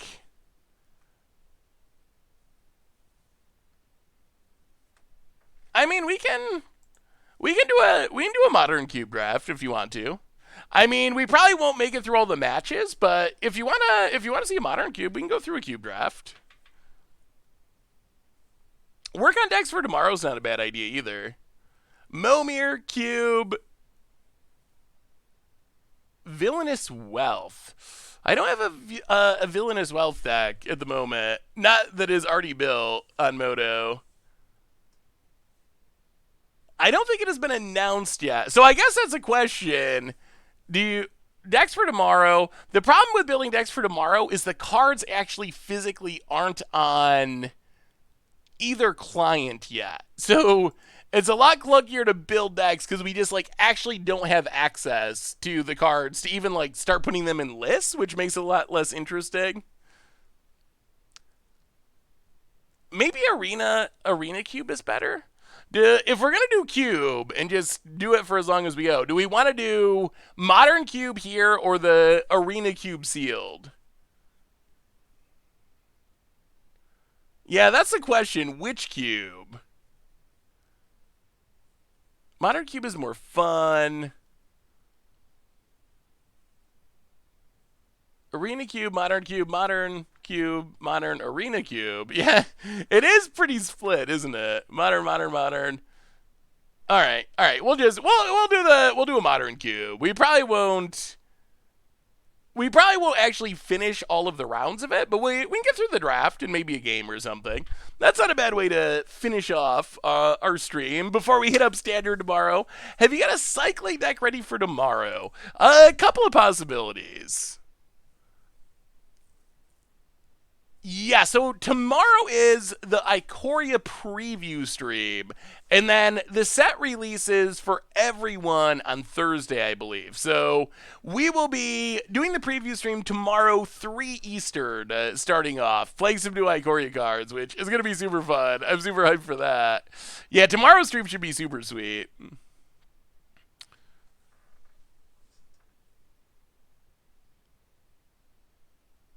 Yeah, I haven't played many Modern Cubes, honestly. Not this run. I haven't played any this run. I played it a little bit in the past. Normally my favorite cubes are Vintage and Legacy, but Modern is interesting as well.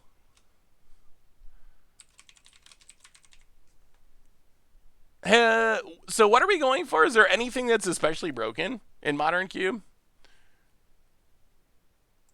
Planeswalkers and fixing? All right, so Modern Cube means we're not getting like Black Lotuses. We're not getting... Oh, we're getting modern cards. I'm kind of... With what everyone's saying about fixing, I'm kind of tempted to just like Kodama's Reach. I do like Tamiyo. Tamiyo's a sweet planeswalker. I don't know if Twin's even in the cube. It's not technically modern legal. Cobra's a good ramp spell too.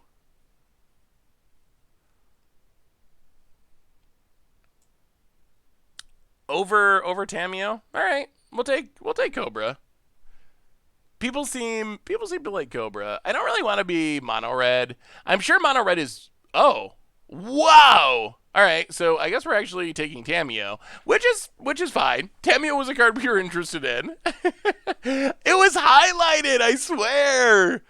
But now we have to take Cryptic probably. I mean, it kind of works out. Cryptic's good. I mean, that's a good start to a cube draft. Otherwise, Farseek, Ramses, Nyx Bloom is sweet, but 7 mana feels like a lot. Gideon, if we want to be like blue-white, but let's just take Cryptic. I mean, Tamiyo is a good planeswalker. It is. And Cryptic is a good card.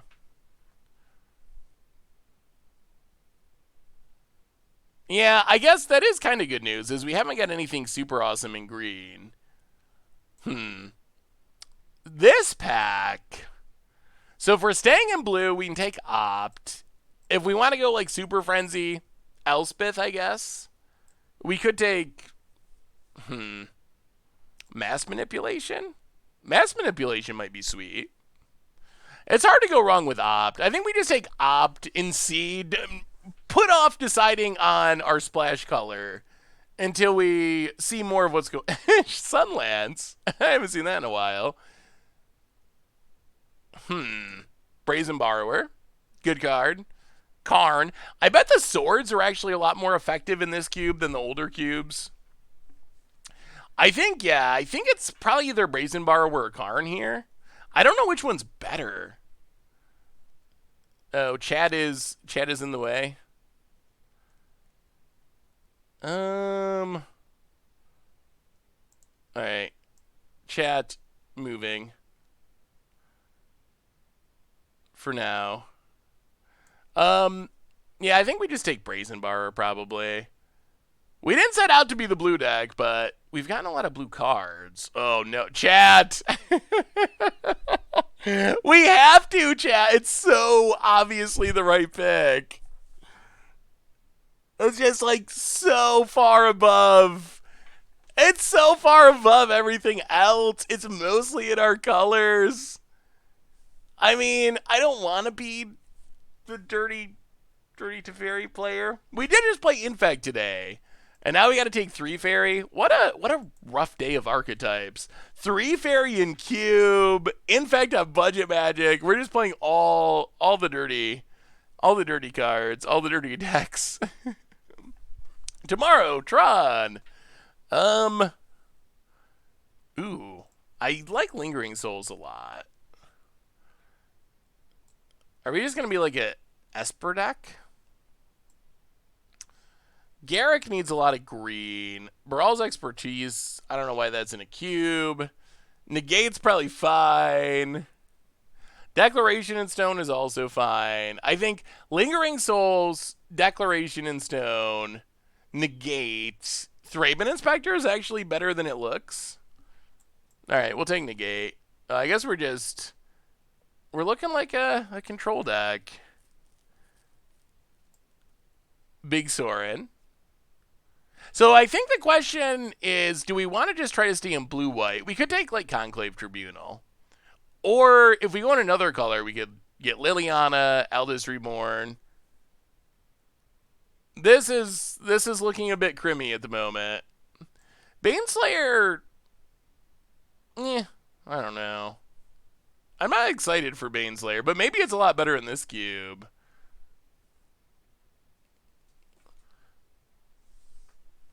Lily. Yes, Lily's back to bug the game. All right. Oh no. All right, we're gonna take Tribunal. Like, wow, all the Maid Slayers. It's just the Maid Slayer pack. uh, okay. Well, Face Fetters. That's like better Conclave Tribunal. We passed on the first one. I feel like we'd rather have planeswalkers than a creature. I feel like creatures are just gonna die like crazy. Godless Shrine is, yeah, okay. That is some. Oh, Chad, it came back. Remember all that first picking of Lotus Cobra? It just came back around. What are the chances? All right. I mean, I guess it's Batterskull at this point. Take Cobra and try to go into green? I think we just take Batterskull. Take Batterskull. Take... Actually, Baral seems like it could be good in this deck, maybe. Take Baral. Take Mass Manipulation. Take Sunlance. Unburial Rights. Baral's expertise. Got the combo. Baral and its expertise. How does Mutate work with legendaries? All that Mutate cares about is, name-wise, is the top card of the Mutate pile. So if you mutate onto a legend, if you have a legendary mutator on the top of your mutate pile and you played another one, they both have the same name, you would get legend rolled. If the mutated legend is on the bottom, the top card is the one with the name, so then you can play multiples. It's a convoluted thing, but that's basically how it works.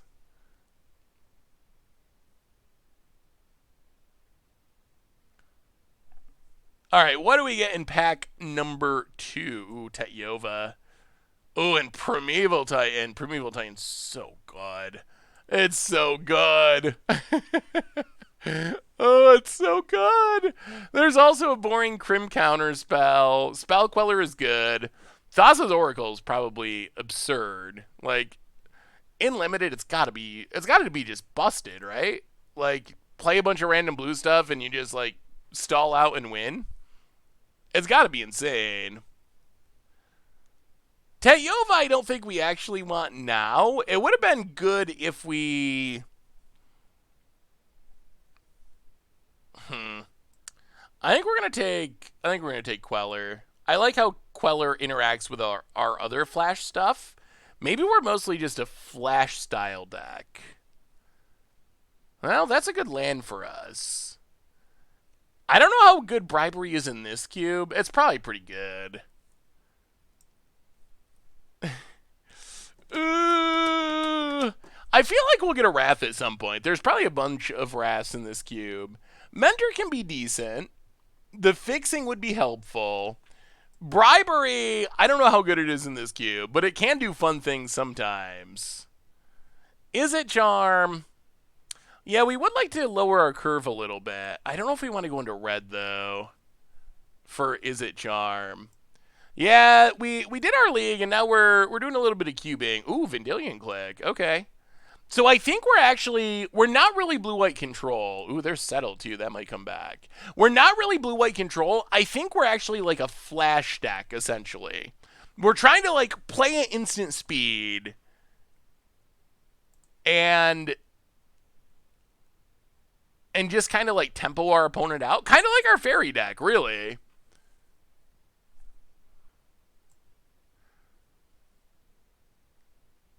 Thassa is sweet, but we don't have anything good to blink yet, really. Well, I guess it's kind of cute with Spell Queller if we have Teferi. We just don't have great blink targets. Time Warp is... I think we take Time Warp. I actually like extra turn spells. I feel like that could be pretty good. So how much... Has anyone played much of this? Is there a lot of aggro? Like, should we be considering Kitchen Finks just to gain us life? We do need to lower our curve at some point. Ugin is a great finisher, and we will get up enough mana to it eventually. Geist. We could take Geist. Mono White's really good. Yeah, let's Ugin. It's hard to pass up Ugin. Ugin's just... Ooh, I love Looter Elcor. Looter Elcor is a card that people massively underrate in Cube, and it's so good. It just loots every single turn. It can wear swords. It chips in for damage. Other option is a Signet, which might actually be better, or ooh, Sun Titan. Sun Titan seems great in this deck. We have a lot of 3-drops. Let's take Sun Titan. Ugh, Sun Titan. But we do need to lower our curve. We do actively... Ooh, Cyclonic Rift. That works. That works. Ooh, Uro. We're not going into green. All right, Cyclonic Rift. Cyclonic Rift's fine. That works. That's fine. Muldrifter! Muldrifter! Yes! Okay. Our deck is a success. Our deck is a success. We got Muldrifter. That's all that really matters. Never pass a Muldrifter in Cube. You can be mono red going into the last pack. Still take the Muldrifter. I think we actually want Thassa's Oracle. It's a 2-drop. It filters. It might win us the game. It comes back with Sun Titan. Dissolve would be the other card I think that's in the conversation. So I don't think we're playing Baral's Expertise. Condemn is fine. That's not an exciting removal spell, but it keeps us alive against aggro. I think our deck... Oh, man. If the Thassa comes back, I would actually kind of like Thassa now. Hidden Dragon Slayer. Megamorph. I tried to block this mechanic out of my mind, but didn't do it completely. Well, we'll take it. It kills a big thing when it flips up. Mimic. Expansion Explosion. Cloud Goat? Let's take Cloud Goat, I guess. We'll take Lori Bound.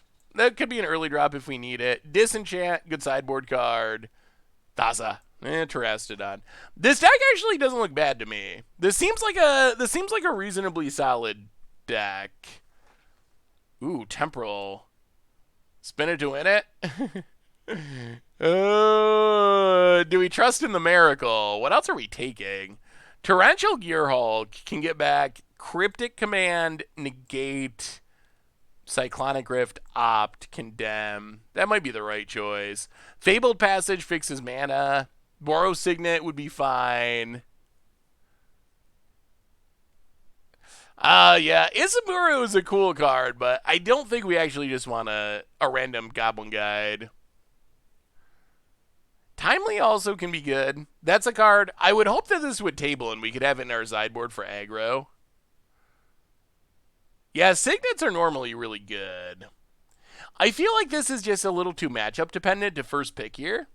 When we have like Torrential Gearhulk, Temple Mastery, Borrow Signet.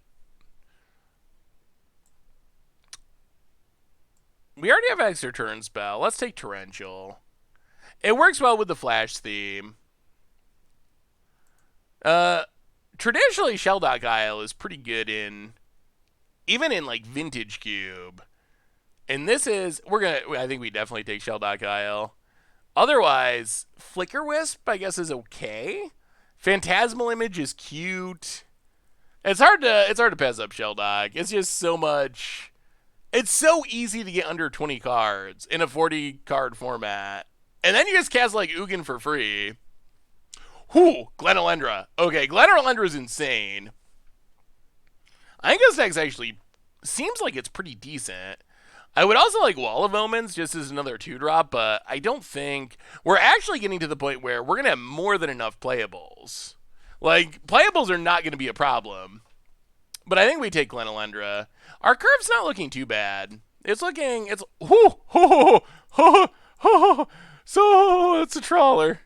Well, that's a Dream Trawler.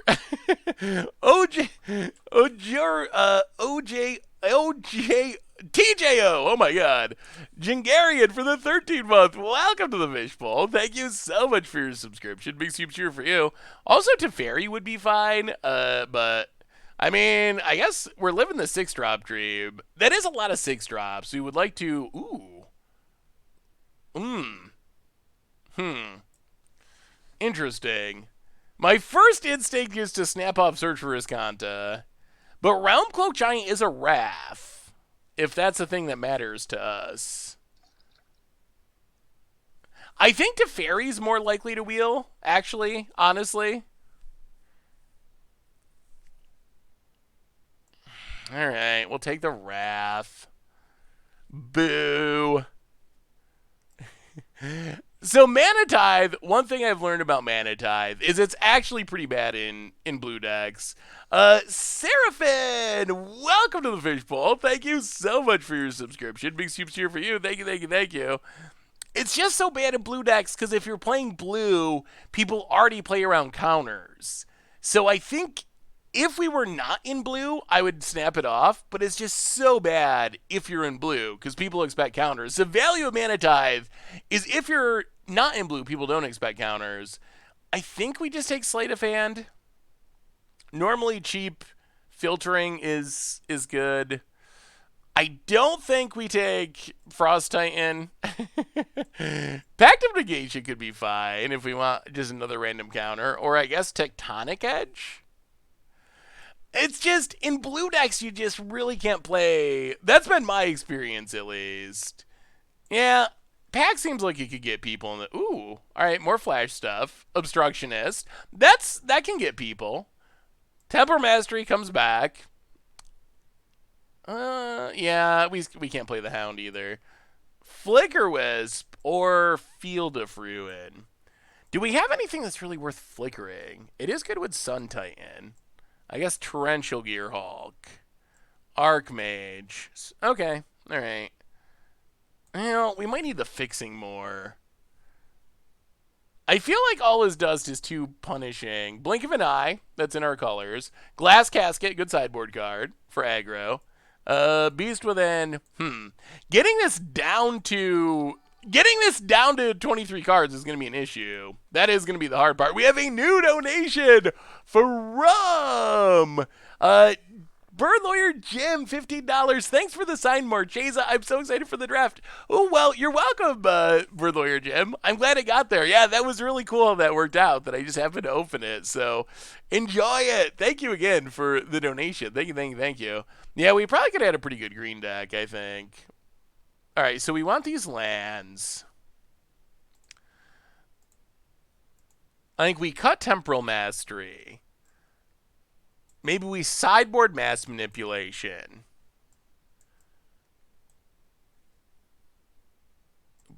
Brawl. Brazen Bar, Vendilion Click. We could sideboard Obstructionist, maybe. Muldrifter. What are our worst cards here? Yeah, we could start with Pack in the sideboard. Pack is not very good against aggro.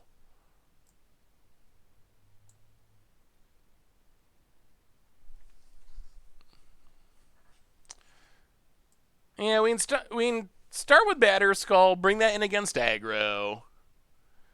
Ugin is a lot of mana. We might not even need it, really. Like, it is powerful, but we have a lot of ways to close out the game that are more efficient. Maybe bring it in slow matchups and Sunlance. Maybe something like that is reasonable. That seems close, at least. Corral! Evening! How are you? Welcome to the Fishbowl. Thank you so much for your subscription. Big soup cheer for you. Ugin is sweet. That is an argument for keeping Ugin. I guess we also have Cyclonic Rift as a backup Wrath. So maybe we don't need Ugin. And then we get 3 lands. I think this is actually fine. This deck actually does not look bad to me. I feel like this deck could actually... Alright, let's try it. Let's try it. I think this deck could actually work. We can sideboard in that stuff. Alright, what do you rank the deck? 1 to 10. The Giant seems worse than Ugin. I think the upside of the Giant is just sweeping the board earlier in the game. I've not played many Modern Cube, so I'm actually not sure how important that is in specific. I feel like if we run into aggro, it's going to be necessary to have a Wrath. Ooh, those are some good ratings. Oh, okay. Well, this is a matchup where we're probably going to be glad we have Wraths. The green ramp deck, vote it. Oh dear. Cultivate. Getting way ahead on mana. All right, come on, something we can do early in the game. Opponent getting some lands.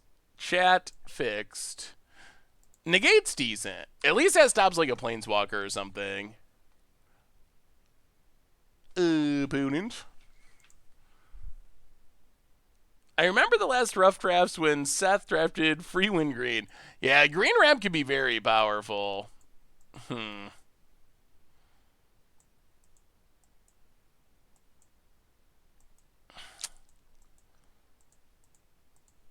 I think we're going to counter that.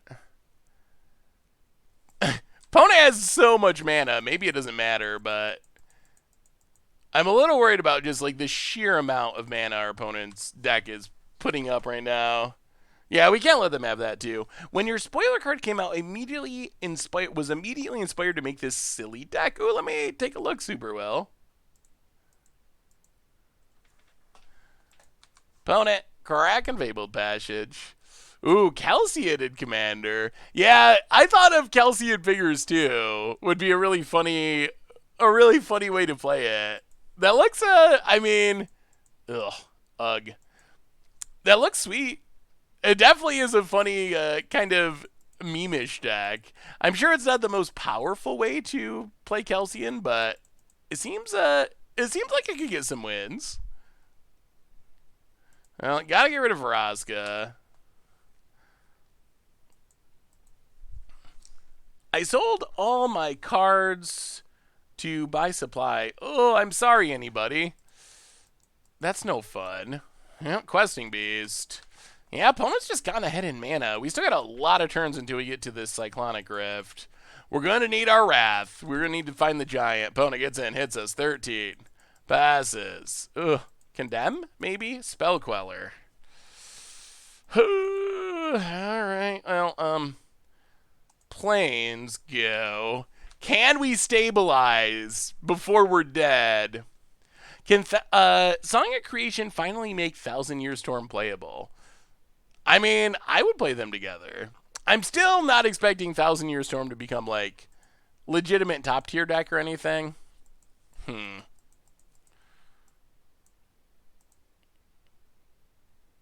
Let's opt.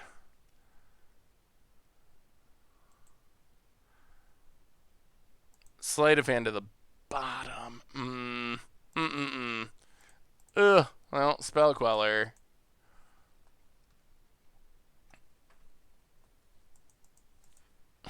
Please no removal.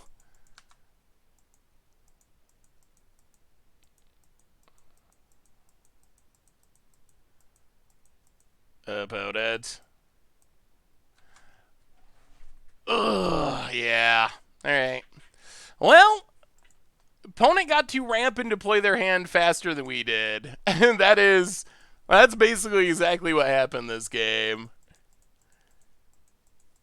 Opponent hits us for $1 billion. So it's gotta be Giant. Gotta be Giant. And it's a land. Alright. Well, alright, we know what our opponent's doing. They're just trying to cast cards as fast as possible. I mean, if we drew Ugin there, we still die? Because it costs 8 mana, I think. I mean, it would obviously be sweet if we could cast it, but easier said than done on occasion. You know, maybe we got to bring in Batterskull?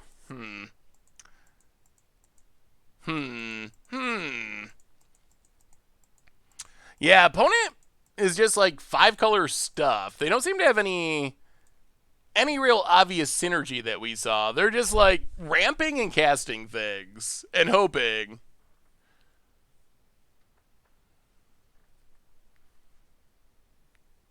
We were at 3, so Cyclonic Rift wouldn't save us there, unfortunately. Well, alright. because our opponent had a ton of power on the battlefield. So even bouncing like Questing Beast, we're still just dead. We will play a bunch of decks tomorrow. One of the fun things about the preview stream is we usually bounce around to get to try out a whole bunch of things. This hand's going to need lands. Well, Baral go. If we draw a land, this hand can be sweet. Some for our opponent. Golgari Signet. Can we draw land? Of course not. Go to combat. Get in. Hit our opponent. Well, pass the turn. Oh boy, what a nightmarish start to this draft. So yeah, well, hopefully we'll get to play a bunch of new things. Is Mothra one of the decks that you'll be playing? I'm not sure. Do you have a standard Mothra deck, Doug? I think Mothra is a card that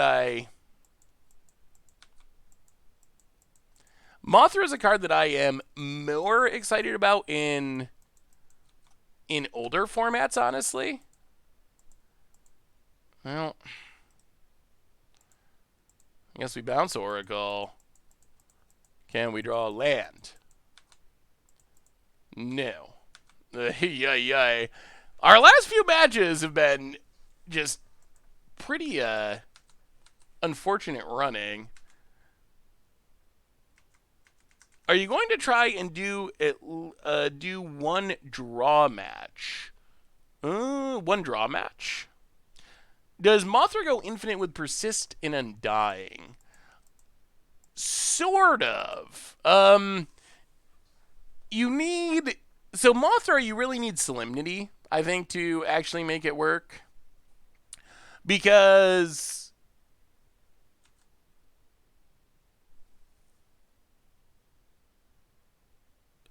yeah, you can... If you have something that... As long as you're removing the flying counter, that is the main sticking point with Mothra. Oh my god, that's a Carnage Tyrant. Yeah, this... Yeah.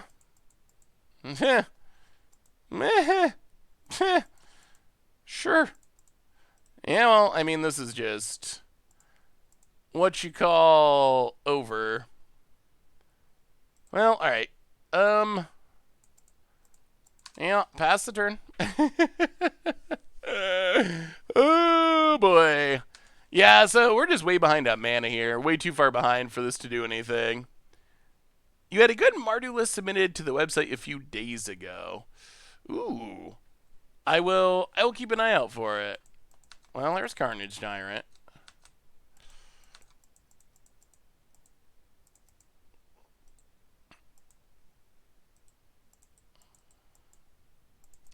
This Mana Screw is just wrecking us. Missing lands in an absolute sense, and also just being color screwed. That is a tough combination. Land go. Yeah. I actually think that if our deck played our opponent's deck a few times, I think we're probably favored in the matchup. Like, I think we have the tools to beat this deck, but... This hand is not going to come close to getting the job done. Because our opponent's just, like, playing random stuff.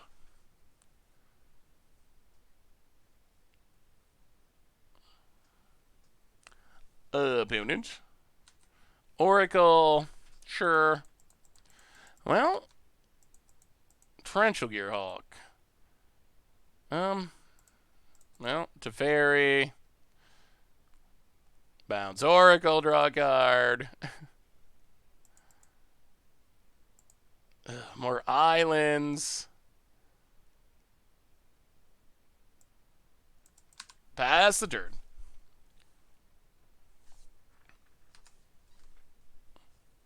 Opponent goes to combat. Gets in with Carnage Tyrant. We have a new donation from Sewage. Go Seth. Well, thank you, Sewage, for the $10 donation. Right now we're getting Carnage Tyrant though. Getting hexproof and trampled all over. Opponent. The only reason that we're sticking in it is Okay. Yeah, we'll scoop now. The only reason we're sticking in it is the Realm Cloak Giant could potentially get us back into it, but yeah, we just spent that entire game being, entire match just being super far behind on mana. Way too far behind to do anything. Do you think that arena drafts are going to hurt the Moto economy? Um, I mean, I don't know. I don't know what's going to happen with that. They're unranked. We'll see. I mean, I'm definitely excited for them, but it'll be interesting to see what the people who already draft on Moto, what they end up doing. Um, the big difference still that I think has not gone away is the big difference that has still not gone away is on Magic Online you can technically profit if you're a very good drafter. Like actually end up with real money in your pocket, and that's just not a thing that can happen on Arena. So it'll be interesting to see if the hardcore grinder types actually switch over, just because the economy is so much worse for them. Because even if you do well in arena drafts, you're still just getting gems that give you more arena drafts, so you never can pay your rent with arena or whatever. I do think it'll be if a lot of people switch over, it could make cards.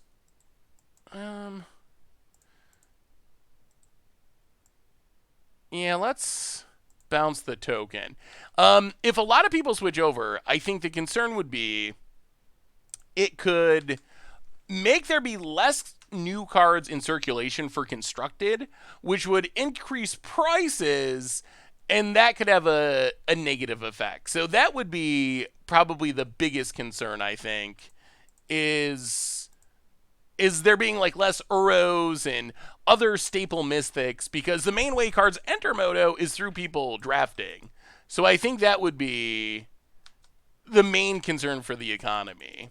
But it really depends, I think, on just like how many people actually switch over. I think my guess is, considering how many like streamers and stuff already switched to playing arena at least some of the time, I'm kind of thinking that it's most of the people that would have switched have already switched over, so I'm not sure it'll actually have that big of an impact, or as big of an impact as people maybe think it might. Oh, this is another ramp deck, eh? Um, hmm. That's a lot of counters. Or a lot of 4 drops that are good against us. Yeah, I guess you can keep those. So opponent gets a Thrud. I am very upset with Arena because I constantly run into people who either have the world's best luck or are hacking. Um, Probably just the world's best luck would be my guess. Although that doesn't always make it easier when your opponent draws the right card and you end up losing because of it. Huh. All right, let's Field of Ruin. Get a Plains. So what do you think it'll have a big impact? Mac Vizzle, like, have you already switched over? Welcome to the Fishbowl. Thank you so much for your subscription. Big super cheer for our new subscriber. Someone like LSV will probably stop drafting new sets on Moto. Maybe. But how many LSVs do you think there are that have not already started playing Arena and are going to switch because of this? I feel like that's a relatively small number of people. All right, opponent has Garrick. Flips, sure. Kills this Battle Queller, gets a 1-1. Well, opponent gets to go beat downs.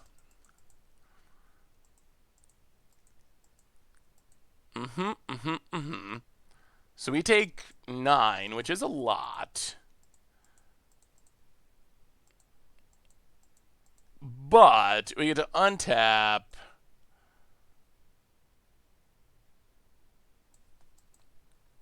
Go to combat. Kill Garrick.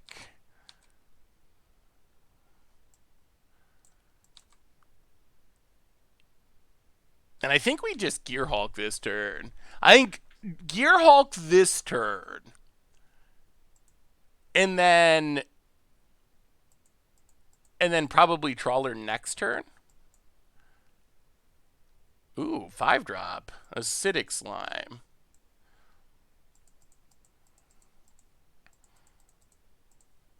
Well, that's actually a surprisingly good draw for our opponent. Well, Cyclonic Rift. I guess we bounce the Arbor Elf. Opponent gets to blow up a land. Opponent passes. Ugh. Now we're back to not being able to trawl.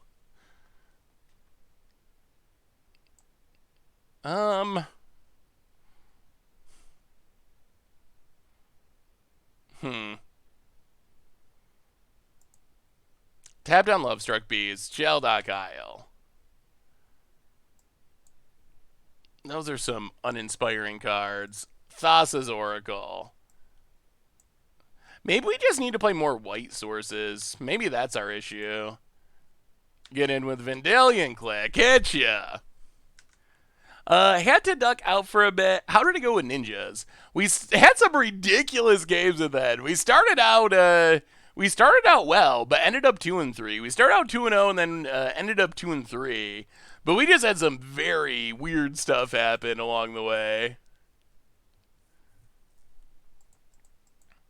Well, we knew almost our opponent's entire hand, and I think discounting a random Acidic Slime that was not one of the cards that we knew about, I feel like Instant Speed Torrential Gear Hulk, eat your thing, bounce your thing is more valuable than Dream Trawler, but one of the what, one cards we didn't know about in our opponent's hand happened to be Acidic Slime, which changed the plan a bit for the worse. So yeah, that was, I still think it was the correct line. It's just unfortunate there was Acidic Slime. Hey, see you, James. See you tomorrow, hopefully, for the preview stream. About it. Torrential Gear Hulk is holding down the fort, though. Tribunal.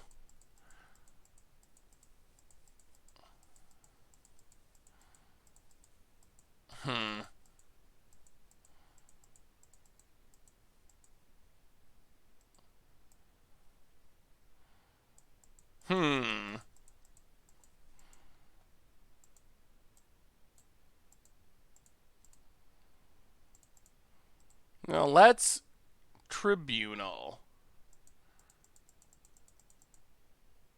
Get rid of Acidic Slime. Go to combat. Attack our opponent.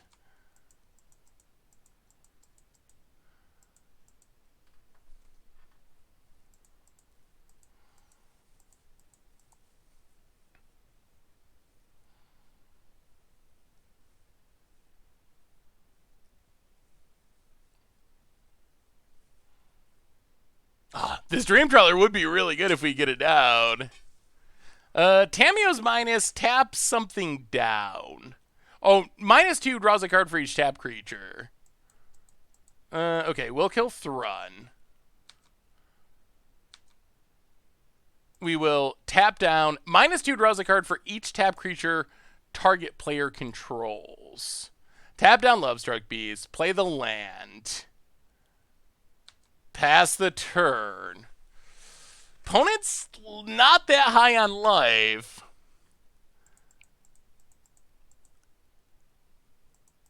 They can char, but then... Well, alright.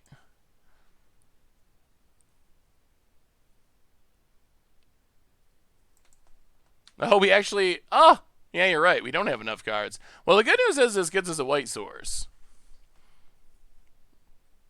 Yeah, the Field of Ruin takes care of that. Pote it.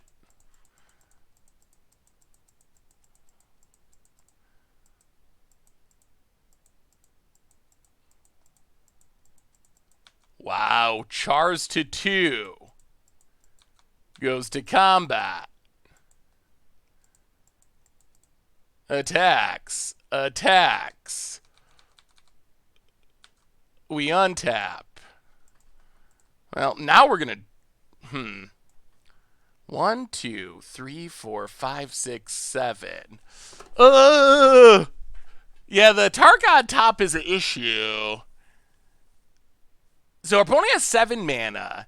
If we play Dream Trawler, our opponent Atarkas, we have to tap Dream Trawler. We take a big beating. All right, so I think we start with... Let's start by drawing 3.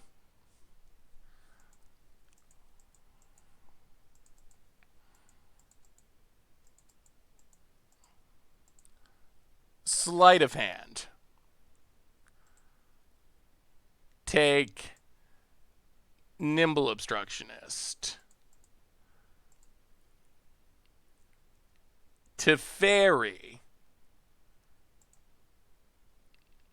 Bounce.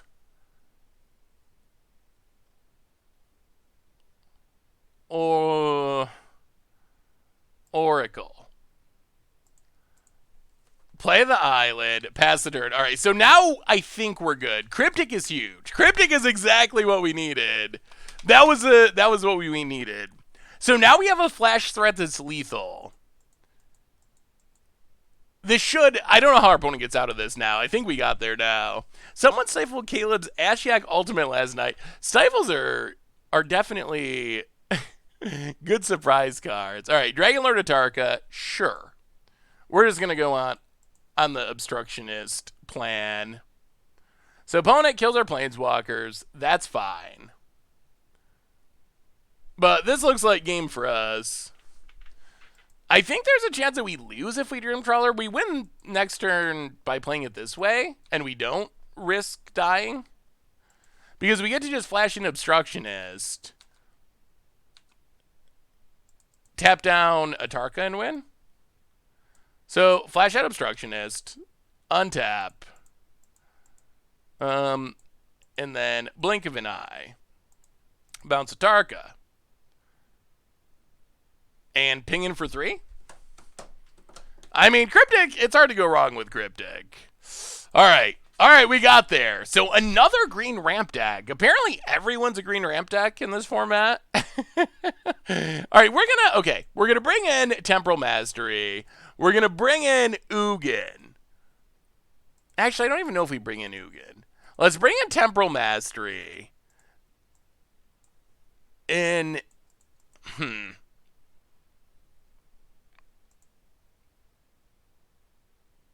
go down Tribunal, since our opponent has removal.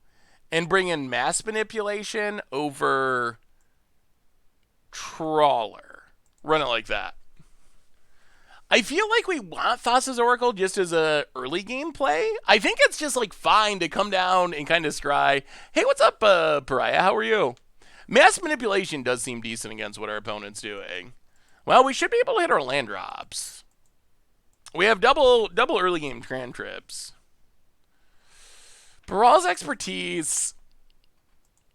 Alright, yeah, let's Shelldock Isle.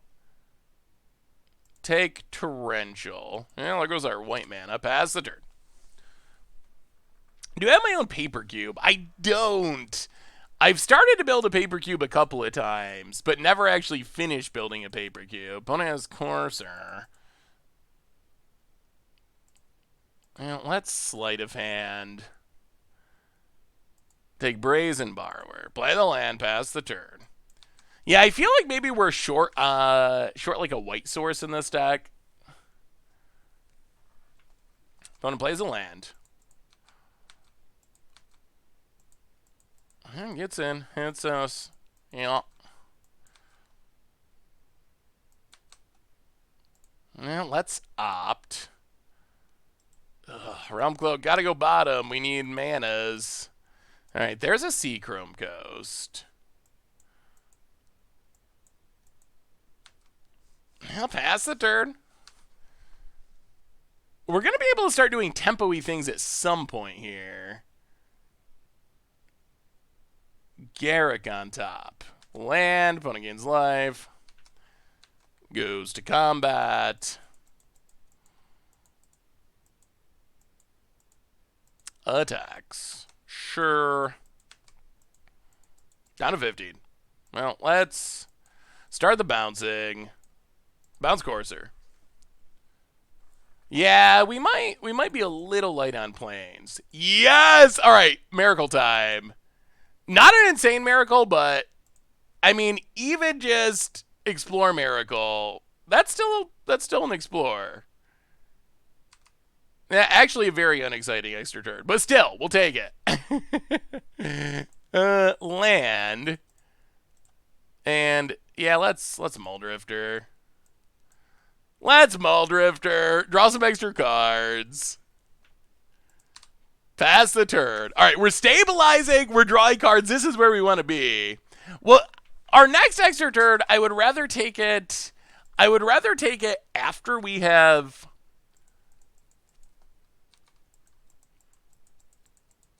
actually built up a board a little bit. Opponent gets in for one. Play Archmage. Pass the turn. Oh, is the audio out of sync? That's not ideal. Sometimes refreshing fixes it. Oh, thanks, Chess Guy Boy. The Doggo deck, well, I will see. It seems like it could be a fun against the odds deck to play at some point.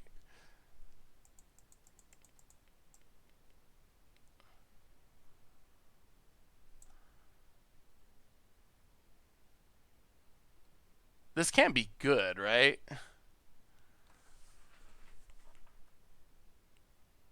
This can't be good.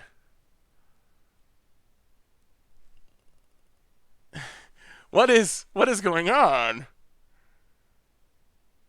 Well, Houndlord would be good. Something like the Cat Companion, but for dogs. That would go a long way. But I will try to play the dog deck for your sick friend at some point. Vote it. All right, Fizzle the Garrick activation. Okay, just a Courser. Sure. And an Arbor Elf.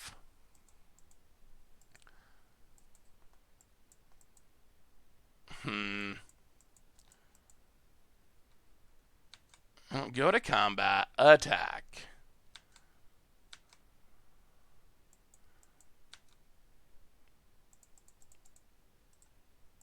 Time Warp.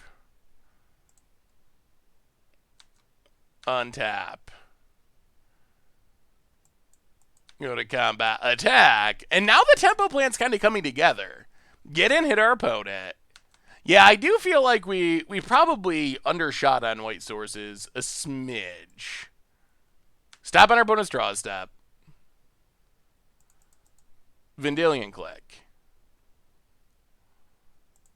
See what they got going on. Probably get rid of the Avenger of Zendikar, most likely.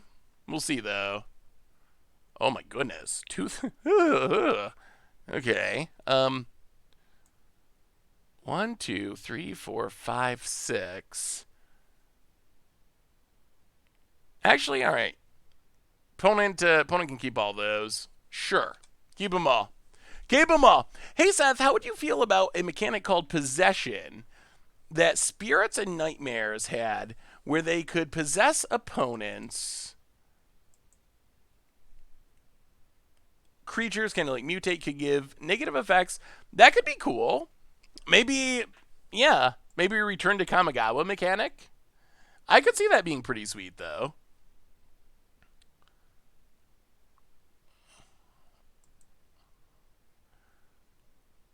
Actually, let's counter it with Glenalendra.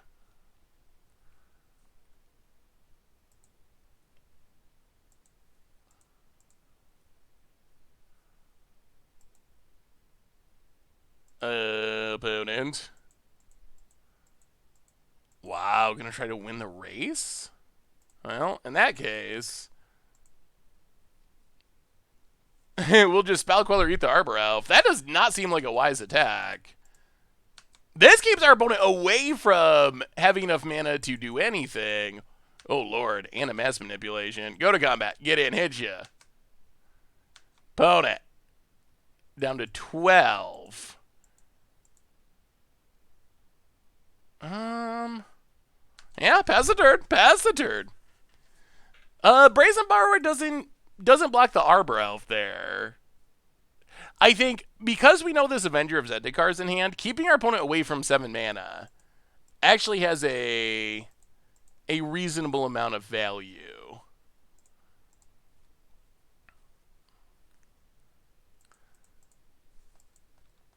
I kind of want the Shelldock Isle, but I think we just get the tempo win here, it looks like. We get a Flash and Brazen Borrower. Hit our opponent for quite a bit.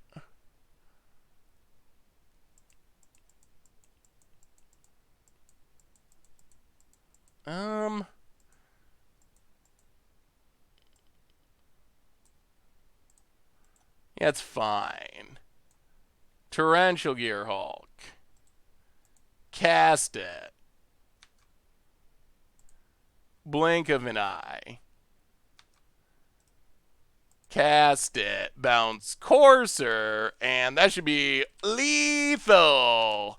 All right, so our deck can beat people. And opponent scoops it up. All right, that was good. That was good. That's the power of our Shelldock Isle. And all right, let's finish it off. We're already to the last round. Let's finish it off. Finish off our league. See if we'd post a winning record at least. I like how Beast Within. I like how the Beast Within, one that can block flyers instead of click. Yeah, that was kind of a weird choice. Friskton Pharaoh, welcome to the Fishbowl. Thank you. Oh, 2 white sources. Thank you so much for your subscription. Big soup cheer for you. Yeah, I've never been so happy to have 2 planes in my hand. Yes, we did it in a league with ninjas and decided to. Everyone's on green. Everyone's on Avis's Pilgrim. I feel like this is instant replay.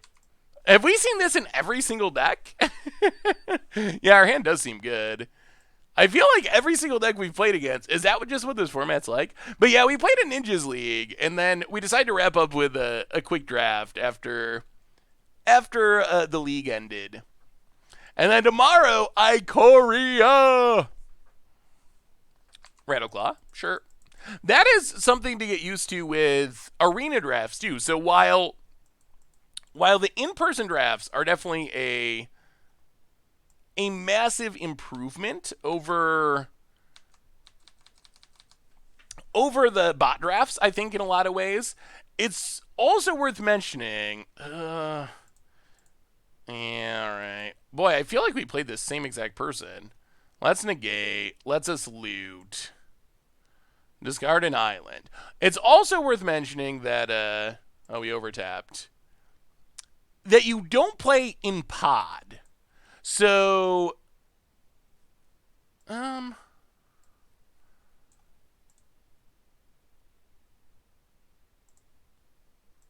so what that means is you aren't facing the same 8 people that you drafted against necessarily.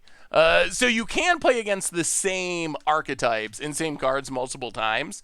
So that's something that's worth keeping in mind. Yes, the streamer event is tomorrow, and we'll be going live at 3 Eastern. Yes, Whisperwood's going to be an issue.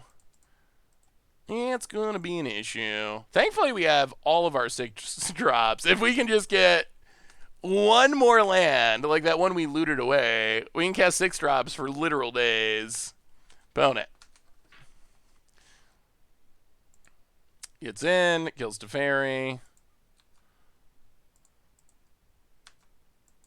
Alright, come on, deck. Come on, deck. Give us a land, give us a land. Please, not more. Oh, my. Oh, no. Holy. Alright, opponent's got powerful magic cards. Yikes. Boy, yeah, I don't know about all this, I don't know about the green in this format. It seems like It seems like maybe everyone in Modern Cube has identified it as uh, just the best color. Because it is all green decks. Get in with Glenalandra and our opponent. Untap. That's not ideal. Well, blink of an eye. Bounce, draw. Seacrope goes. But there's a Primeval Titan. I don't think our good 6-drops actually beat a Primeval Titan here. As good as they are. Hopefully I have time to send you some crazy brews. Yes, I would love to see him. I will probably be getting the deck list tomorrow together. No, before the stream tomorrow. Tomorrow morning, I would say, David, is probably safe. Because I'll put the list together a little bit before we go streaming. Opponent gets it. It's us.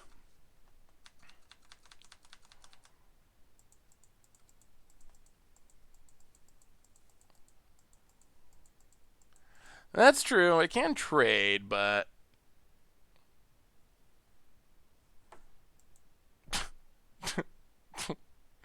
all right. Sure. Sure. So, another green ramp deck. I feel like our negates and our spell stuff is not very good in this format. I feel like if we were drafting this format over again, knowing what we're knowing now, I would have valued cards a lot differently.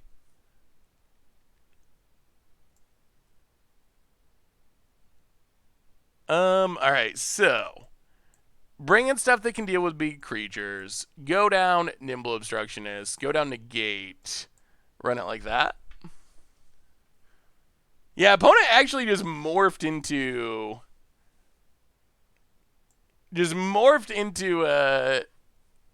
into the Woodfall Primus. Alright, sure. Or manifested. Well, land, go. Yeah, I feel like we need to be ramping in this cube. I think that the Lotus Cobra pick we talked about, with what we've seen about the cube now, that seems like maybe the direction to go.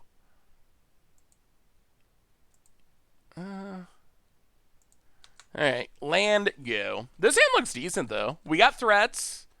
Our opponent's not off to an absurd ramp start. Or any sort of ramp start. Or any start at all. Alright, let's see what's going on in this hand that's not casting anything. How do you feel about the balance and power level of Modern Cube this time around? This is honestly the first Modern Cube draft I've done, so I have not drafted it, I'm sure, nearly as much as some other people.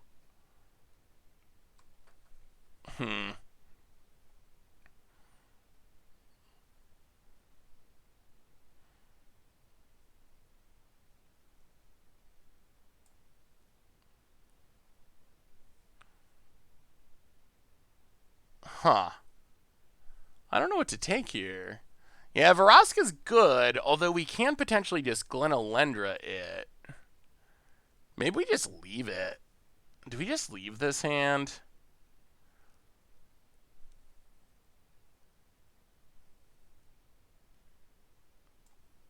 Yeah, sure. Those are actually a lot of our opponent's least scary cards, I think. Go to combat. Get in with Vendilion Click.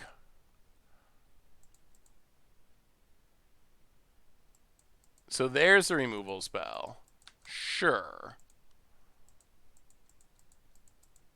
Well, play the land.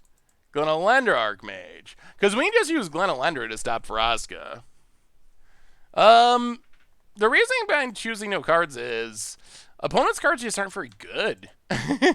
I feel like if our opponent had the option to put any of those cards to the bottom, well, maybe if they, without knowing our hand, maybe they wouldn't. But knowing that we can answer the Vraska and that we don't really care about the removal, and that Sundering Titan costs 1,000,000 mana. I feel like we get the most value by just leaving our opponent with those cards rather than potentially drawing them into something that is better. Because we saw Primeval Titans and Woodfall Primuses. We saw a lot of powerful cards in game one. So I feel like they have way better cards than they could have found. Well, get in with Glenalundra. Hit ya. I mean, this is actually looking decent, though. We have Raz. We have counters. I feel like we're in a pretty good position to hopefully just tempo this out. Cultivate. Yeah, counter it. Glenalundra Archmage is so good. It's just so good. Yeah, the extra turn is just kind of value there. It's not super exciting, but it is value. We make a land drop.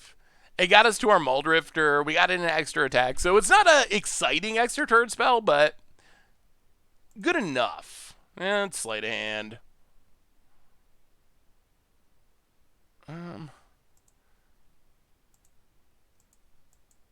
Yeah, pass the turn. Opponent land. 5/6. Our opponent's getting close to the Sundering Titan.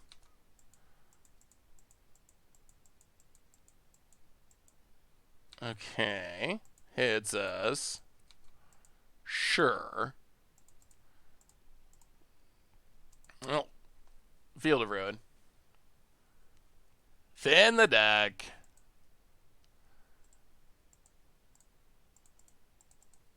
Bounce Mystic. Yeah, Brazen Borrower. Decent. Go to combat. Get in. Hit ya. And I think it's time to play the hidden mode. Or actually, I guess not hidden mode. Ugh, but then we're tapped out. I guess we can't do that. We probably are just going to cast this Realm Cloak Giant, though, at some point. Don't see click very often. Forget that you get to draw a card. Oh, yeah, if it was just a Thoughtseize, then you would always choose a card if it was just a Thoughtseize.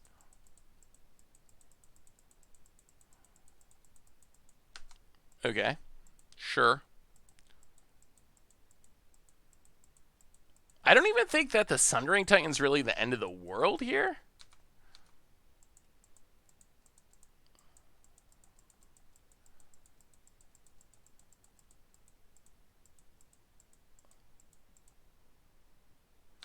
Untap. Go to combat. Hit ya. Down to 7. Play Brawl. Pass the turn. Yeah, I think we just tempo them out, and I think that's good enough. Yeah, opponent's going to go down 2 lands if they Sundering Titan, and we can survive losing 2 lands. Pretty easily. Yeah, so there's the Sundering Titan.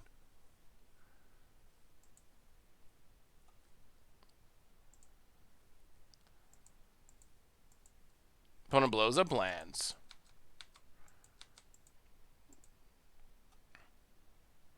Yeah. Brazen Borrower. Untap. Hit ya. And just like these flyers are getting the job done. Opponent goes to 1. Play the land. Pass the turn. I am hyped for tomorrow, Mello. It's going to be super fun. I'm super excited. 3 o'clock. 3 o'clock. Be ready for some sweet Ikoria action. Finally. I feel like we've been waiting forever for this set. Melodino, thank you for the host, by the way, as well. My quarantine beard is going to be as good as Seth's. Mine's getting there. That is a good excuse to let it grow. Yes, 3 Eastern. Opponent's going to Primal Command.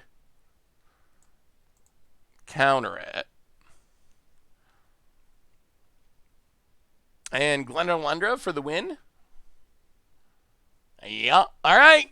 Well, this determines whether we finish with a winning record or not.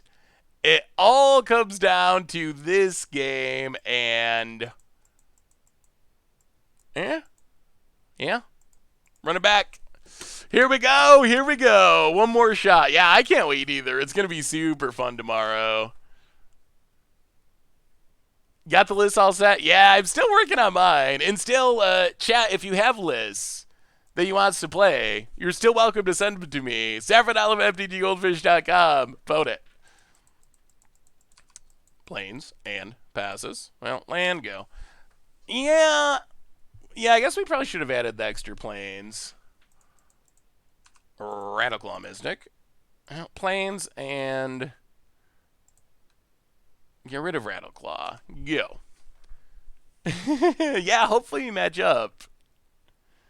Should collect beard quarantine photos and post them on Goldfish. Ooh, that could actually be a fun idea. I kind of like that idea. I'll have to ask Richard about it. I don't know where we'd post them. Maybe it would be a good social media thing. Have a social media contest, like best quarantine beard. I'd be down with that. I mean, I would also win, but that seems like it could be fun. Well, play the land. Go to combat. Get in.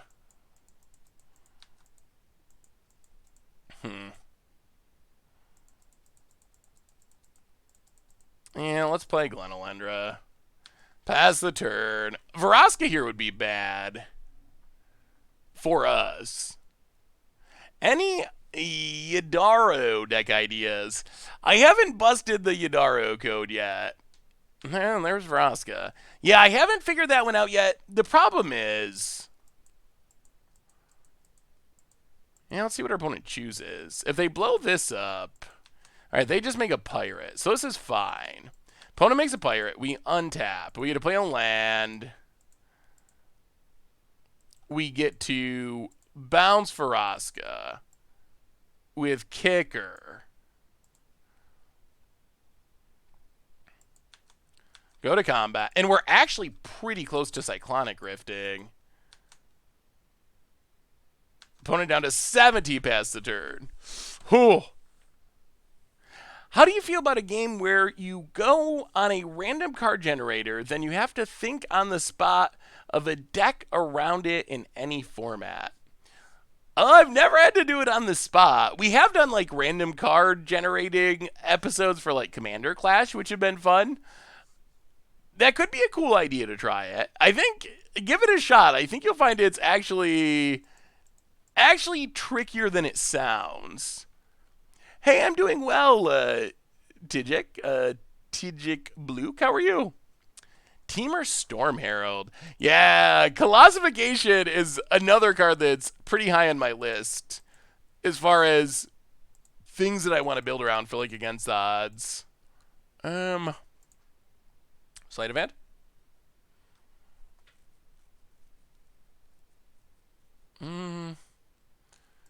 Yeah, take Shelldock. Play Shelldock.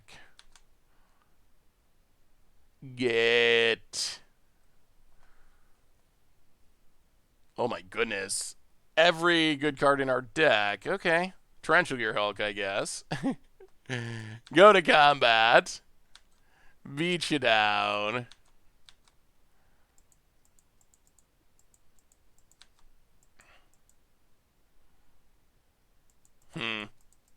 Yeah, alright, pass the turn. This is the turn where opponent could have Sundering Titan. Opponent. 9 mana. That is a lot. Yeah, the Storm Arrow deck looks sweet. Or Grizzlebrand. Interesting. Okay. Opponent plays Grizzlebrand.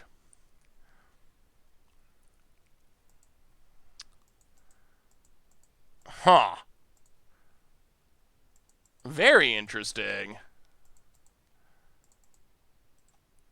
Well, in that case, I think we just... Oh, what do we do? What do we do? Huh. I was not expecting the hardcast Grizzlebrand. We've seen a lot of Grizzlebrands tonight. Yeah, our opponent might not realize it as menace. So we can Cyclonic Rift right now. Or we can wait and try to get more value.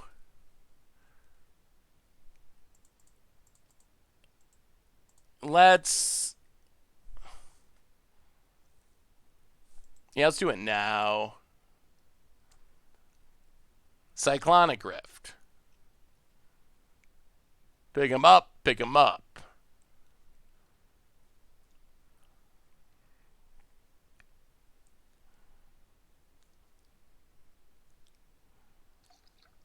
That's going to be close.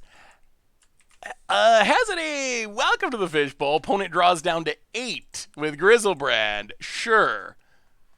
Welcome to the Fishbowl. Thank you so much for your subscription. Big super cheer for our new subscriber. Oh, well, Swamp, that sounds like an easy one, Just Guy. You got tons of possibilities if your random card is a Swamp. Oh, no Streamlab sounds. That's weird. I don't know why that would be. Opponent. Down to 5. Keeping our opponent low on life does kind of neuter the Grizzlebrand. That does let us cast Gearhulk as well. Opponent plays a Baloth. Gains a bit of life.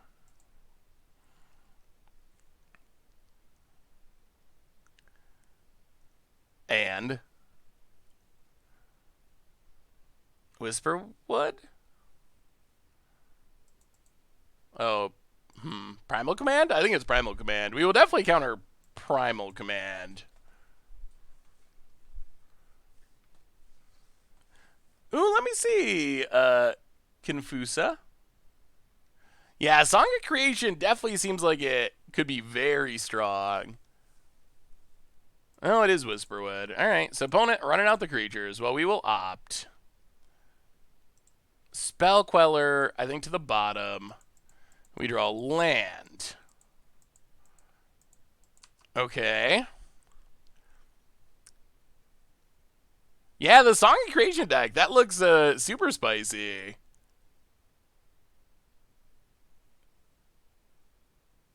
Looping Noxious Revivals. Seems like a good way to draw cards. Opponent, Whisperwood.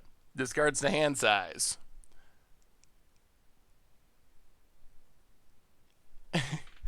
Oh, the mispronunciations. That can't be a surprise at this point. I'll go to combat. Attack.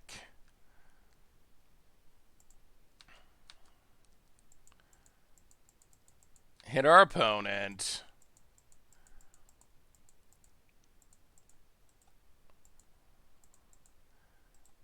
Muldrifter.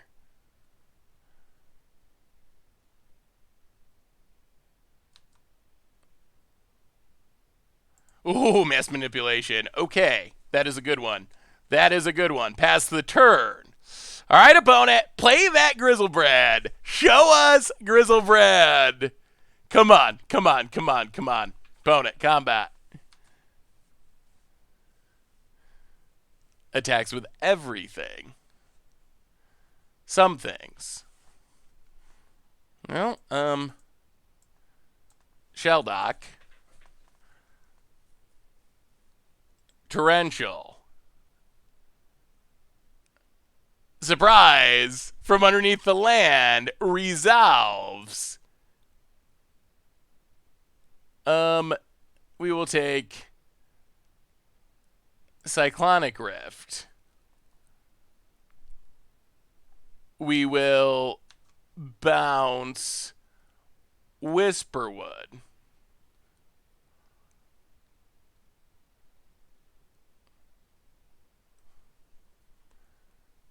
Oh, I think it's going to do it. I think.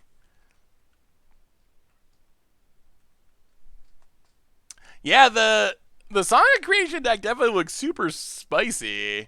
That's one of the cards I'm probably most excited to try out. Well, block and block. All right, opponent. Cast something into mass manipulation. Birds of Paradise. Grizzlebrand. Grizzlebrand.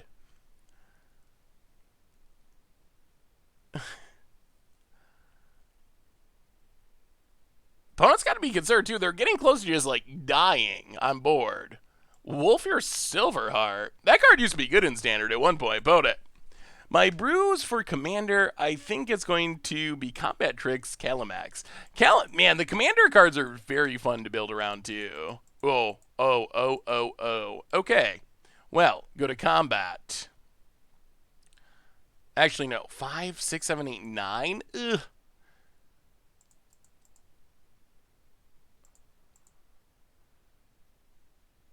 Oh, we can do it. Okay. So we can play Tamiyo. Actually, all right. Do it. Play Time Warp. Play Time Warp. Take an extra turn. Make sure it resolves. Play Tamiyo. Tap down Birds of Paradise. Get in with the Flyers. Hit our opponent. Need something good, opponent. You need something good. About it. Scoops it up. All right. Well, we had a rough round one, but our blue-white tempo deck, we ended up with the 2-3. So we got there in the end. And oh my goodness, we went a little bit long tonight, but we ninja'd to some amount of success. We cubed to slightly more success.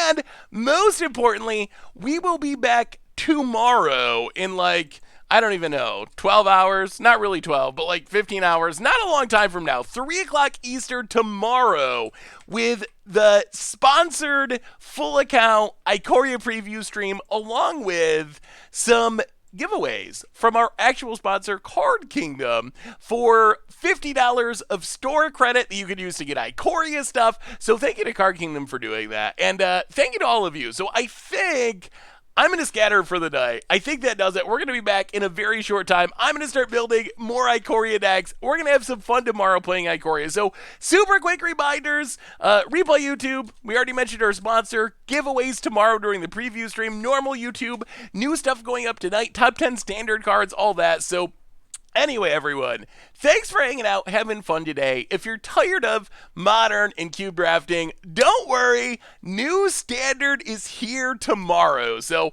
3 o'clock Eastern tomorrow, preview stream. I'll see you all then. Commander Clash returning soon. Shots, don't worry. So anyway, everyone, I love you all. Have an awesome night. And yeah, I'll see you tomorrow for the preview stream. Until then, talk to you soon.